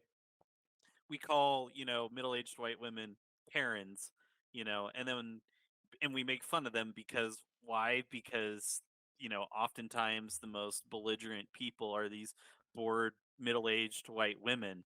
And, you know, what did we immediately do? We gave Karens a bunch of power in our corporations. Like, of course this is going to happen. You know, of course things are going to be toxic and wrong-footed because they're all Yeah. bored. They're just looking for a fight, right? well, I think the other thing when it comes to the money is like, yeah, probably like the actual store itself is just looking for money, and so the reason they're doing what they're doing is because like all the you guys have seen like the ESG investors and all that, where like Yeah. they're only gonna put investments in if they meet like certain like environmental, like social and governance criteria. That might be the guidelines where they say, hey, this is what like you have to. We're gonna make you like put this like display in your store or whatever if you want, that whatever that $1 million of funding or something. So maybe for the stores, like at that mid level, they're looking at money, but for the rest of the people above them who are actually fronting the money might have like another agenda or something. Yeah, it's like, well, who are they? Because the people who are funding them, are they also the same people that set the ESG standards that they have to abide by to get that funding? I would think so, yeah. Well, because I think there's like a standardized guideline, at the highest levels, of what and they're not just doing it in like retail industries. They do it in like agriculture and a ton of other places. What do you That call is it? true, but I think that, you know, there might be investor money, but that can only go so far, right? At the end of the day, Bud Light, Target, they're trying to get customers to buy their product, and so the investors can give them some money, but it's not going to make up for a $6 or $9 billion loss. It's just not. There's no way. Because they're not getting Yeah. they're not getting $6 to $9 billion in investor money, right? No, heck no. And I think Target is a far bigger victory for the right than Bud Light. I mean, people like tout the Bud Light thing, but yeah. Target was kind of a shitlib company. Like they have long since kind of marketed themselves as shitlib Walmart. Well, I actually worked at Target for a little while, and you know how I got the interview? You know what I said in the interview that got me hired? What? It's like I know people. I said people will. I literally told the person interviewing me, yeah, people pay more to come here instead of Walmart. Yeah. Yeah. So I mean, so I feel bad. I used to work at Target like 10 years ago. Pro Walmart. I am I pro Walmart. It's the Walmart. proletariat store. I can't. Proletariat. I Pro can't do Walmart. Target anymore. It's way too fucking expensive. I go to Target. Everything's expensive. I go to Walmart, everything is cheap. Cheap. Yeah, dude. I think I went there like a couple weeks ago and bought a bunch of bed sheets, and I mean it ran me a fuck ton, way more money than I would have liked to spend. But Target does have better snacks, so that is Oh, the they fucking disappointing part. do. Oh hell yeah, they Oh do. my god, the perfect protein bar, the peanut butter. Ah, the Stroop But waffles. anyways, the thing with it is that, like I said, the ESG and all that stuff that can happen, but Yeah. it's never going to replace customer money. And where do those investors get their money from? You know, it's the same thing. If customers aren't buying these products, then those investors are going to lose on those investments. So instead of being able to, oh well, here's $3 to $5 million target to be able to invest in your store. Next go around, next quarter, right now, what are they going to do? Well, do you Well, think? sorry, Target, you're not profitable anymore. We're not going to give you money because we don't have it. We lost, and so that's the problem is that these people are going to have to face, not just necessarily at Target or Budweiser, but at the investor level as well. Like, if you want to invest in woke policies, fine. The American people want nothing to do with it, and you're going to have to deal with those consequences. Didn't Disney lose money too? Aren't they? Oh yeah. So Disney has lost money. Target's lost money. The other one, Anheuser Busch, has lost money. So do you think? What is the message you think other companies are getting? Like, oh, this LGBT stuff has become way too fucking toxic, and people have had enough, or they're just gonna say, we just need to be a little sneakier about this from now on. What do you think is the message they're gonna take away with? Hear them. Would you say, Linston? People are going to be afraid of them. Uh oh. Their businesses. Oh, absolutely. Well, they've been like whenever somebody gets a bad news, like Gavin McInnes right now, like he's been described by Anthony Cumia from Opie and Anthony. He's like, hey, I'd love to work with you. You just gotta have a bees around you right now. So even people, even when they're friends with you, if you're not a profitable venture, they may not invest in you and they may not do things with you, or they might want to distance with you. But will the business take the same tack? Do you think? Well, the problem is these people who are, sending these bomb threats, and that's how they change people, is they through tyranny and fear. Hmm. And that's how they make companies make these decisions. Well, I will say we haven't heard a lot of Dylan Mulvaney since, so I'm happy about that. I think There's that also money too. At the end of the day, you want to make money. You want to keep your business alive. Mm. Yeah, true. What were we gonna say, Todd? I just think that at the end of the day, if these left wing ultra progressives continue to try and fear monger on these corporations, they're just going to move out of the places where they're at. We've already seen that, right? Yeah. We've already seen Yeah, San corporations Francisco. leave Chicago. We've seen them leave San Francisco, and they can complain about it all they want, but at the end of the day, if these corporations don't feel like they're secure in those areas, they're not going to be there. And so I think that's what is going to happen. And Gotcha. ultimately, like, eventually, if they continue to fearmonger and if they continue to be violent, because I think we are going to see an increase in left-wing violence, especially as there is more pushback. We already saw it with the shooting in Nashville. I think that it's going to become an even more unpopular opinion until somebody in the political spectrum does something about it. I think there's going to be a huge political backlash, and eventually a crackdown, or it's going to wind up in a violent struggle between what the American people believe and what these people believe. Oh, third Civil War, huh? Tim, pull over here. Yeah, I would prefer not to go that route, but it could very well wind up going down the drain very quickly, I think. Now, Rocky, you were gonna say something about all this? No, I don't really have anything groundbreaking to say. You're good. Keep going. Okay. Now, Ruben, you showed me a really funny meme, or you had a really funny take on like the WalMarts pulling out of black neighborhoods and then getting blamed for abandoning them, creating food Did deserts. I? Yes, you did. You don't remember this? I can't say. You were very Hold on. spicy. I can't repeat Did it. Did I message it to you? Hold on. I think you did. I think Somewhere I you messaged did. it. Let me find it. Let me find it. I kind of recall. I think it was. Hold on. Yeah. Let me look for it, dude. It was basically It's- how there's lawlessness in these Walmarts. It's like They get stolen. who could have done this? How did this happen? I don't. Yeah. I've seen that. You've showed me. This. Yeah. How did this happen? It's like But it's like we're gonna rob shit and then endanger everyone. And then why did you leave? You're racist. Like the Pikachu shock. Yeah. Oh my God! They're killing them, and then they're gonna kill me. Oh my God! No! It's like so dumb. It's so dumb. yeah, well, that's kind of what you can expect nowadays. It's like nothing's my own I'm a fault. fucking idiot. Yeah, it's always somebody else's fault, right? Yeah. Fuck, Man, man. where I wish I knew where I sent this to you, man. That's Fuck. okay. I That's can okay. We got the probably spirit find of it, because it's like yeah, we're gonna leave. Yeah. What? Why are you creating a food desert? That's a thing. I've always.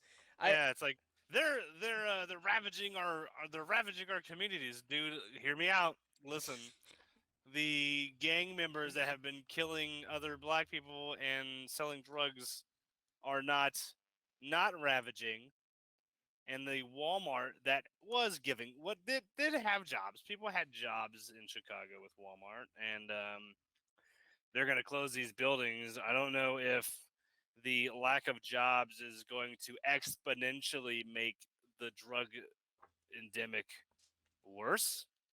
I don't. I can extrapolate some data. Listen, guys, I'm be honest with you. I'm kind of Okay. retarded, but also not that retarded. Didn't they do something in like San Francisco where they raised like whatever the minimum amount of like money or damages needs to be to for some to be considered So like grand in theft, and it came up to like yes, in $900. California, it's $999, right? So $1,000. If you steal $999, you're good. You're Gucci Vespucci, dude. Gucci Vespucci. Nice. I just saw a tweet from Gavin Newsom saying, "Eat your heart out, Florida and Yeah. Texas. California is the state of freedom." It's like, yeah, freedom to Yeah, just the fucking freedom to rob suck. stores. Yeah. There's nothing redeeming about that state except for the land. The weather's nice too. That's about it. Well, Mm, I'll tell you too. I got an acquaintance down here who, him and his wife have been here for probably like a year and a half, and they moved from San Francisco, and he was telling me it's so bad that when you park your car on the street there, you leave the trunk open with nothing in it, because when they see that there's nothing in it, they're not going to smash your windows. But if you leave the trunk shut and you have nothing in your car, they're going to smash your windows to pop the trunk.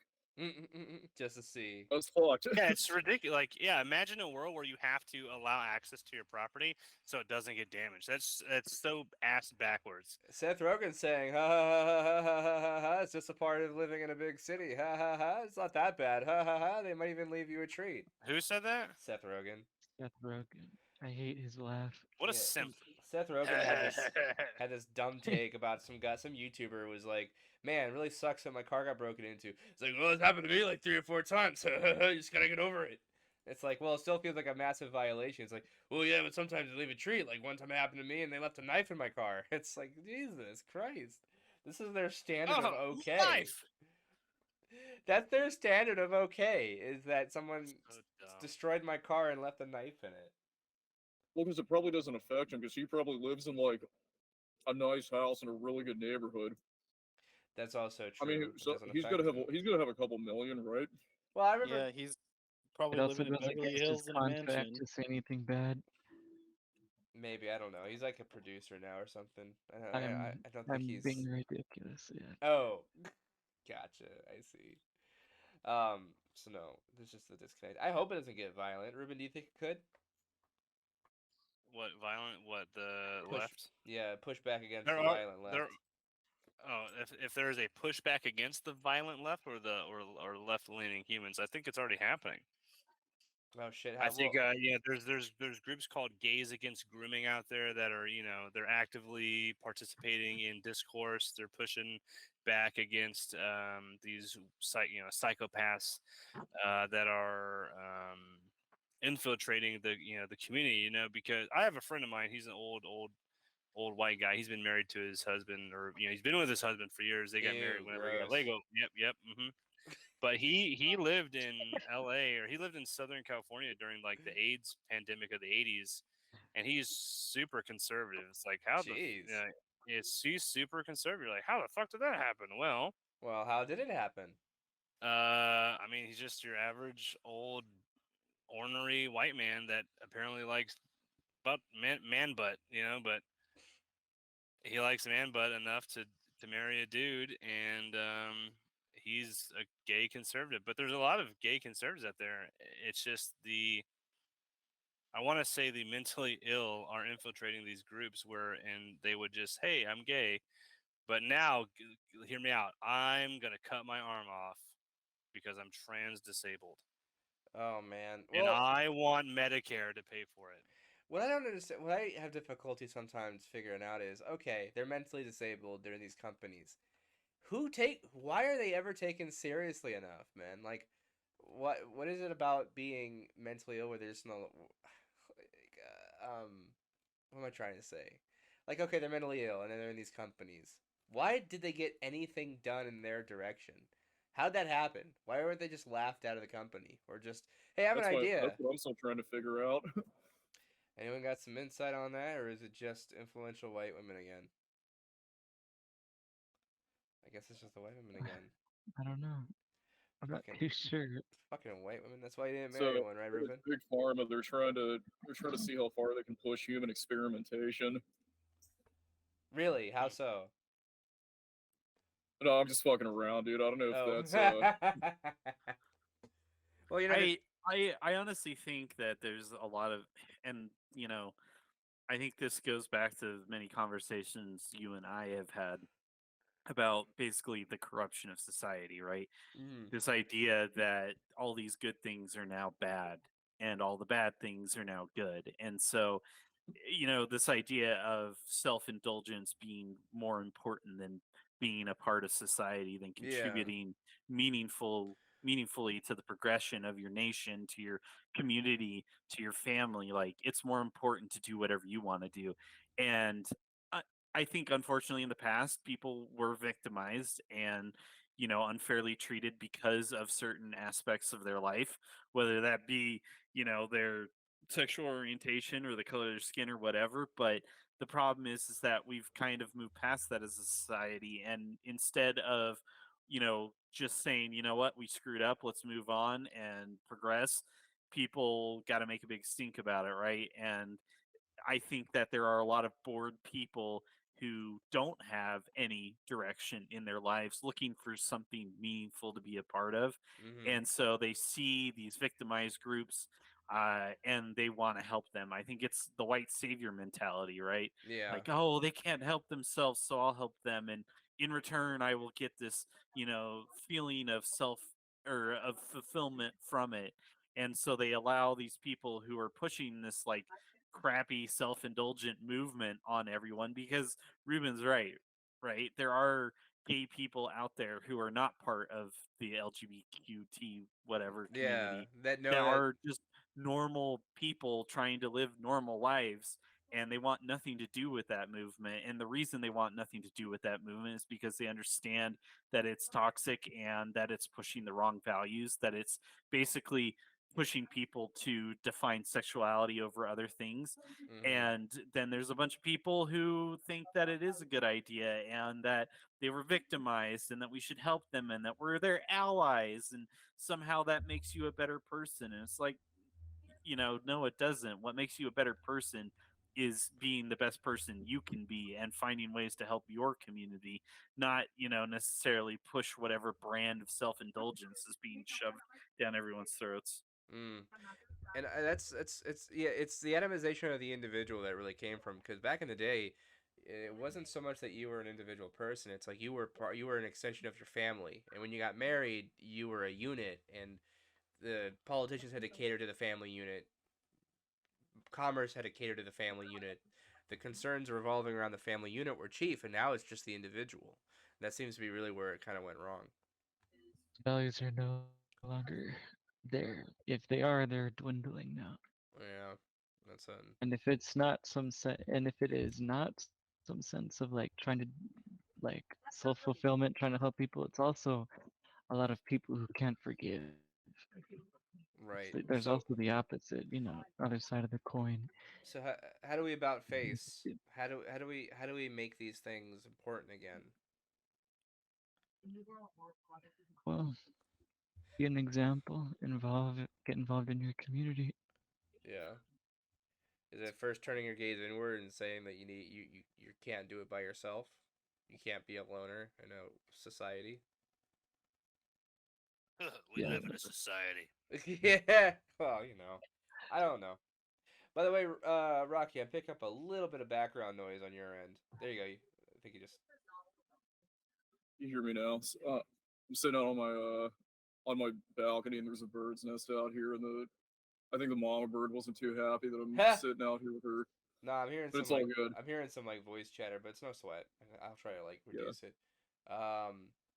Oh yeah. What else has been happening lately? Um. So, I have something I kind of want to talk about, but I don't know if you guys want to hear it. Sure. I want to hear talk about how video games are pretty- shit now. Does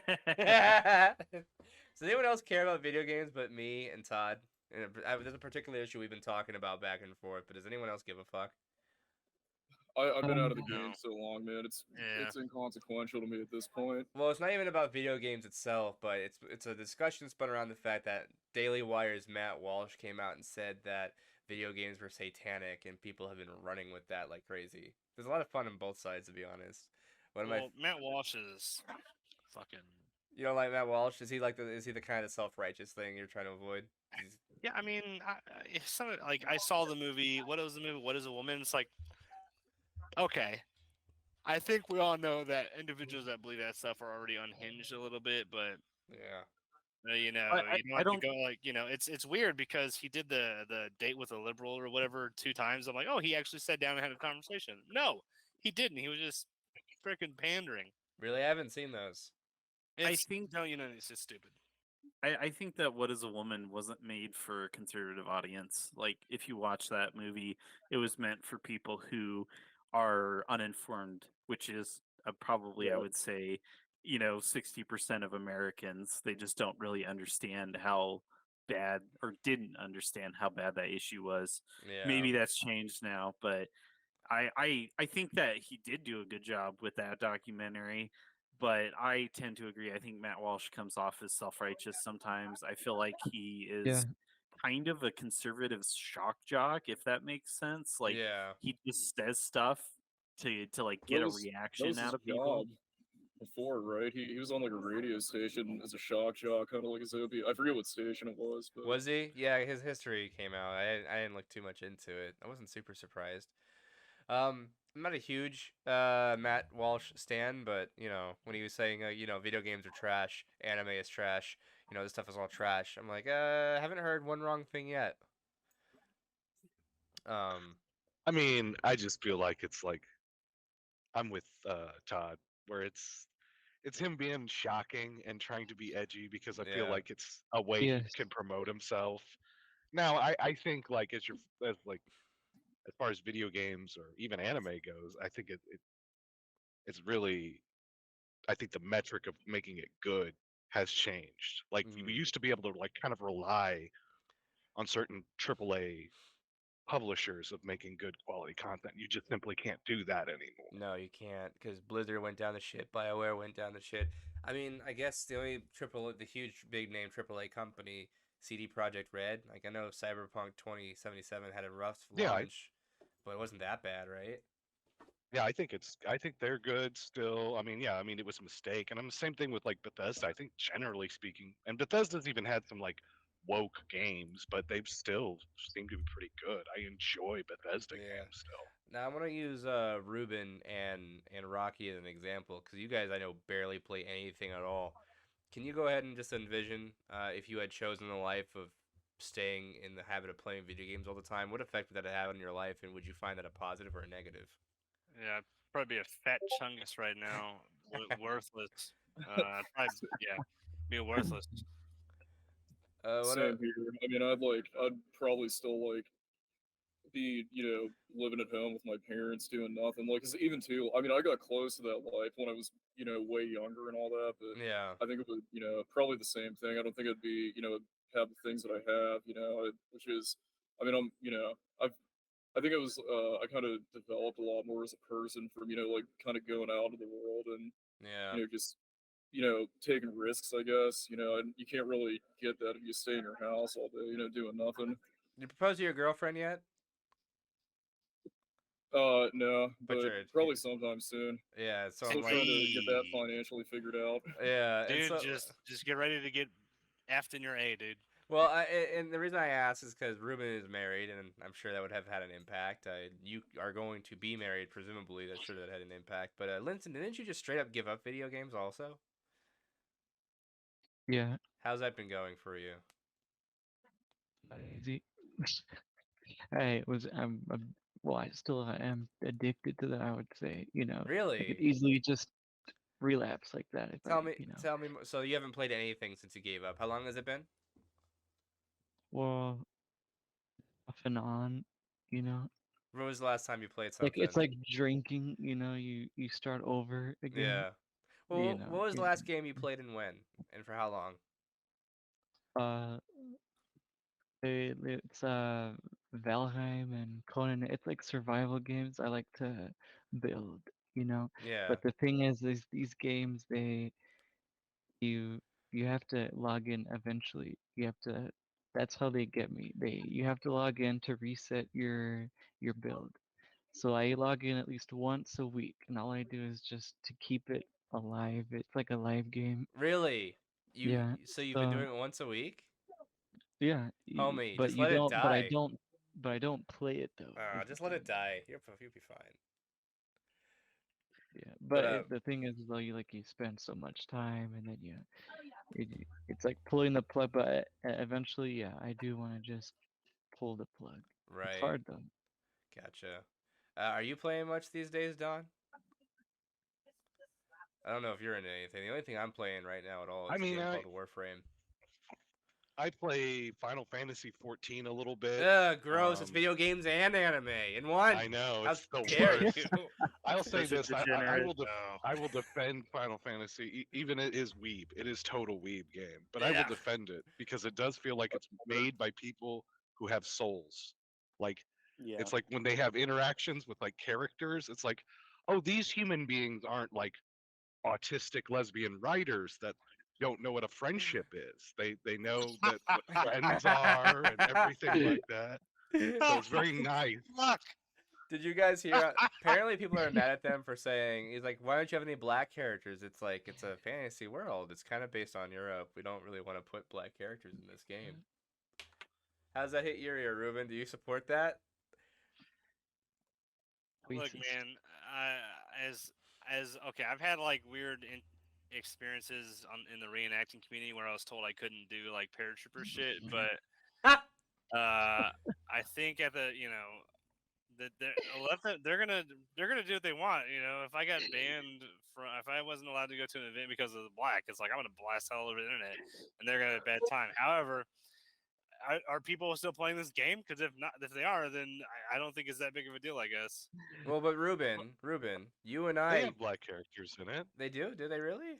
Yeah, they have black characters. Are Yeah. they like? Are they just like like the same characters As with long just as they're dark not skin? Dragon Ball Z blackface, we're good, man. I mean, it's an anime style, so it like everybody kind of looks the same in the face Yeah. and facial Only features in the the Right, anime. main yeah. character looks different.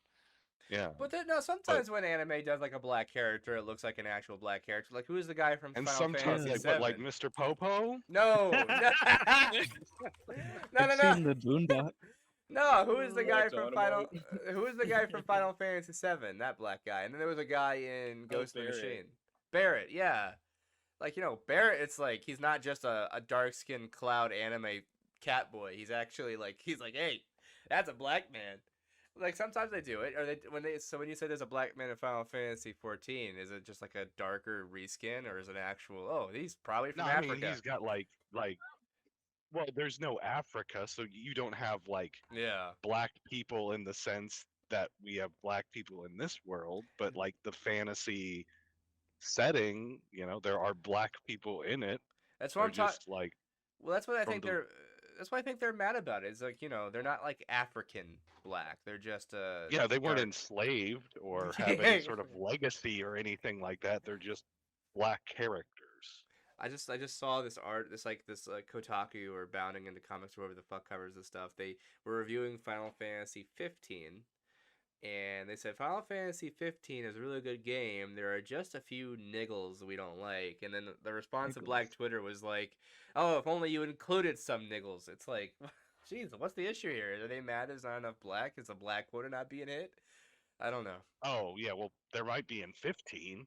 Yeah, I forgot. 14's the MMO. 15's a different game. Which Yeah. one is 15? Wait, is that like an actual word, or is that something they made up? 'Cause Yeah, I can no. imagine that would open up the gates of hell. Niggle's a real word. Yeah, I'll get. It is? Yeah, What? it's Yeah. niggle. Yeah, Niggle. Yeah, it is. yeah, like niggling. Yeah. It's Educate like me. Annoyance. yeah. like a small Wow. annoyance. Wow. Wait, so did they just call themselves out by saying? I No, guess it's so. an old timey term. It doesn't have Yeah. anything to Yeah. do with any Yeah, any but- race of people Yeah, or but they anything like said that. there's not enough niggles. Well, that was Black Twitter, and Yes, they that was can- Black Twitter. they can Okay. use the N word in that way. That's kind of funny. It's not quite the Chris Chan approach to saying the N word. You ever hear the way he would say it? Niggos. Niggos. Like a cereal, dude. Yes. Oh my god. But I know, since Ruben and I used to play a lot of World of Warcraft, he has an elf. And then they decided you could make your elf really, really black because apparently that's important to representing you. No. Did you no, do it, it's Ruben? not. No, I didn't. That is so dumb. I don't need to make a black character. Like when I look at Superman, I don't see. Oh, I see a white alien. Like what? What? No, I don't see a white American. I see an alien that grew a Kal-El from another world, not a white American man that hates Negroes. Like these, it's a weird concept to think that you need something specifically that looks like you to feel like they represent you, right? If I were to say I'm a family man, or I love family, but if I'm not a Asian person, I apparently don't understand how family is important in any other like household. It's such a stupid concept to me. So do you think the idea that, people of a certain ethnicity can't relate to, they need a character that looks like them to relate to them, you think that's trash? Yeah, I do. Well, it's like, Yeah, but dude, I'm just raising hell over here because I couldn't make a troll that sounds like Tony Soprano, and Yeah, yeah. Rocky needs his orc to be making gabagoo or something, yeah, he's gonna make pasta and stroller making the pasta? You come to me on the day of my daughter's wedding, and like, it's so dumb. It's such a stupid thing. Like, I don't think Dude, anyone in Africa, like, no one in Africa is like, oh my god, we hate Superman. Like, cause man. I mean, they have like Nigerian Hollywood, which is pretty sick. But really, I didn't know that. I've heard of it's Bollywood. not. What do No, it's no Bollywood's India. I'm just making the meme of like the movies that come out of Africa are pretty funny. they- They're so poorly made. It's awesome. I like. It's like the chopper's coming, and it's like some super. It's so funny. It's literally great. called Nollywood. Holy shit! It's That's awesome. they really call it Nollywood. I love it. Yeah, it's fine. I love it. They're trying to break out and make like Bollywood. Yeah. Brendan Fraser was super big in Bollywood years ago after he left the I can Hollywood believe scene. it. Yeah, so I haven't seen. I saw that. I know that he just won the Oscar for The Whale. I haven't taken the time to watch it. I don't even. I barely feel like I have time anymore. Um, does he? It's like so. Even video games aside, is like are like films and TV shows even worth? Are you guys watching anything these days? Are you into anything? Anything No. you're looking Yeah, forward I to? still watch stuff. I think I watch more series than I do movies, but Well, be honest. Do you watch it with because your girl is watching it with you, or do you watch it on your own? some stuff I'll watch on my own, but a lot of stuff there's other stuff that like she wants to watch, so I'll end up watching it at a in tandem. But Yeah, there are ones that I enjoy. Like we started last year we were watching Narcos, and because she wanted to see it, and I actually ended up really liking it. that's not too bad. I've been thinking about getting into that. The one I recommend to everybody is the Chernobyl series from HBO that came out before Oh, dude, it's so coronavirus. good. Any of the HBO series are rad, but that That's one's really good. that show is why I started calling like the tranny issue in America the American Chernobyl, because it's at the end of the day it's a bunch of people, a few people lying and then scaling that up to the point where it hurts a lot of people, and I think that's exactly what's going on with transgender ideology. You tell a lie, you might be a well-meaning lie, and you think you're helping somebody, but over time, the damage that you're causing by eroding our ability to communicate to each other is going to get a lot of people irreparably harmed, and we're already seeing that. America's Chernobyl is the tranny stuff. What do you guys think of that? I mean, I think that you're not wrong. I think it also, kind of proves what my argument is, right? The idea that like this stuff is everywhere, and Yeah, you it doesn't matter what form of media you consume, whether it's TV or video games or books or sports. It just doesn't matter. It's there. And I think you have two choices, right? You can recognize it for the problem it is, or I think you can attempt to take half measures by trying to limit the medium itself. And I just yeah, don't think that's a good idea.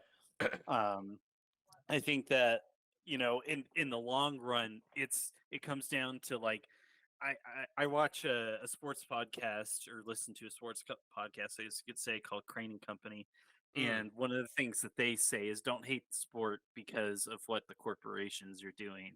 That's kind of one of their mottos, and Me right, too. I think that is the way to look at it, right? Like I don't hate video games because corporations around it are doing bad things. I don't hate shows because corporations around it are doing bad things. I hate those products and I avoid them and I find my own thing, and if I am able to, I think my favorite form of entertainment right now is honestly tabletop RPGs because I have the opportunity to tell my own story and do it with friends. yeah, And I think that is, something that I think is lost. I think a social aspect is a very important part of how we spend our time.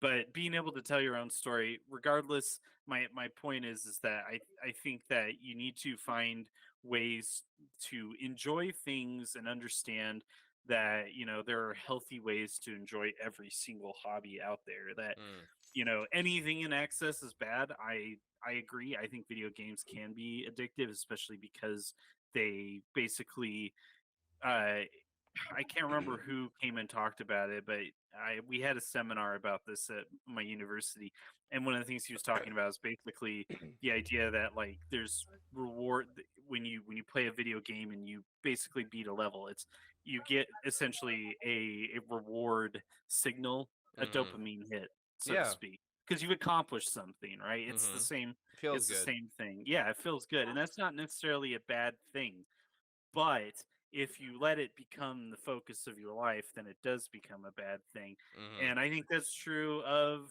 anything and everything, right? You can even relate that back to what you're talking about transgender ideology, right? Mm-hmm. The problem with it is that they're pushing that this is the most important aspect of your life is your sexuality. Mm-hmm. And that's like the poison behind it. Is this thing that is immutable, your gender.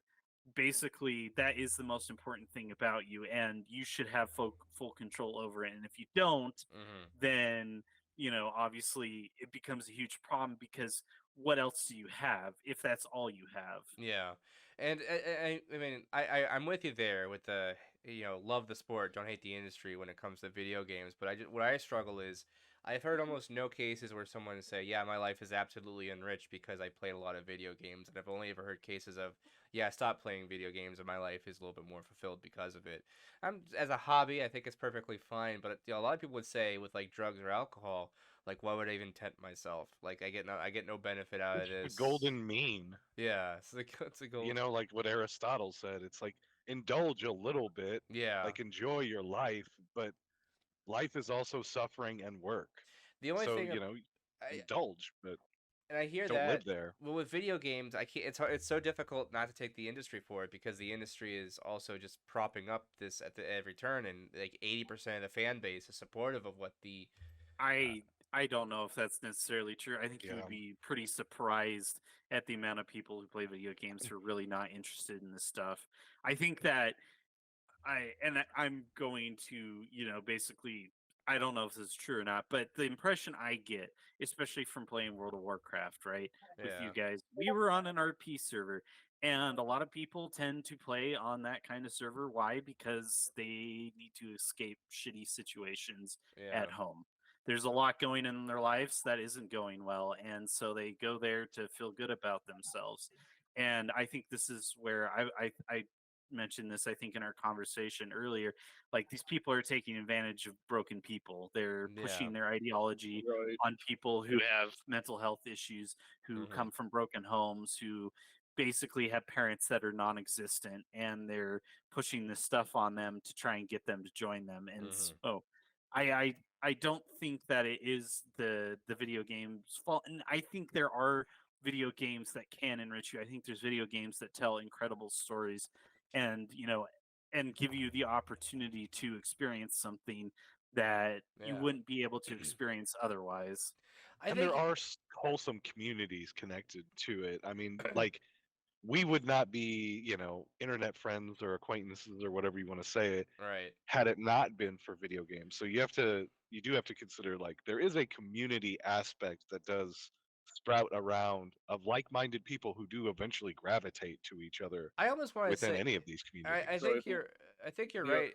Go ahead. Go ahead, Rocky. Well, I was gonna say the other thing is too is I think it's like a, I think all six of us were, we're balanced individuals who have normal lives outside of outside of the digital world, and like Todd's saying too. They have like you get these people who maybe it's not necessarily that their situation at home is like quote unquote shitty, isn't like I don't know, they have like abusive parents or something, but maybe they're like it's shitty in the sense that they're extremely bored, like they have Yeah. nothing going for them, no meaning, no purpose, like no job, nothing exciting. So going into they can go into like a digital world or whatever, and they can be whoever they want to be, go on like these pseudo adventures or something. Yeah, it's escapist fantasy, and when you don't have to worry about what you want, you don't have to worry about anybody else. It's easy to just get stuck in there. Anyway, let me take a look at how long we've been running. It's been, ooh, we're about 2 hours in. I think that's good. I think this is gonna give people a taste of what we're like. So next week Ruben's out of town, so I'll still put an episode up. But if you guys want to get together again and chat about I don't know current events or anything going on, let me know in our Discord. And I haven't even figured out if we're gonna open that Discord up to everybody or just people who support the show. I'm still thinking about that. But who wants to meet again next week? What's everyone up to? I'll be around. Excellent. I will always be wanting to I'll be join around on the again if I'm weekend. available. Yeah, Okay, I don't know if Yeah, we'll I'm always. around on the weekend. I don't know if we'll always, because we're all just well balanced individuals, like Rocky said. I don't know if we'll always I'd like to do. think so. I don't know if we'll always do Sunday. We're currently recording Sunday, and I'm gonna put this up Memorial Day. So happy Memorial Day, everybody, and all of our listeners. But yeah, any final thoughts? How'd you do? Did you have fun? I did have fun. That's not your shtick. That's that black dude shtick. Yeah. Well, all right. Hell yeah, brother. Any closing thoughts? Should I just go around the room, or actually, Yeah. we're gonna close it out with Ruben's thoughts. Ruben, we talked about closing it off with some insight from you, and now that you're what 10 beers in, it should be good. The 8. Excellent. What you got, buddy? Have reasonable doubt in the U.S. government because if they can give black dudes syphilis, they can do other wild stuff. I love it. But like they already did 2 years. Or what was that? 2 years ago. I'll leave it at that. Or on 9/11. Hold on now, guys. Let's, All right, we're gonna close it out. But everybody, we'll see you again. Thank you for listening. See ya. Thank you Thank for you. listening. revoir. See you again soon. Bye. Bye bye. Yeah.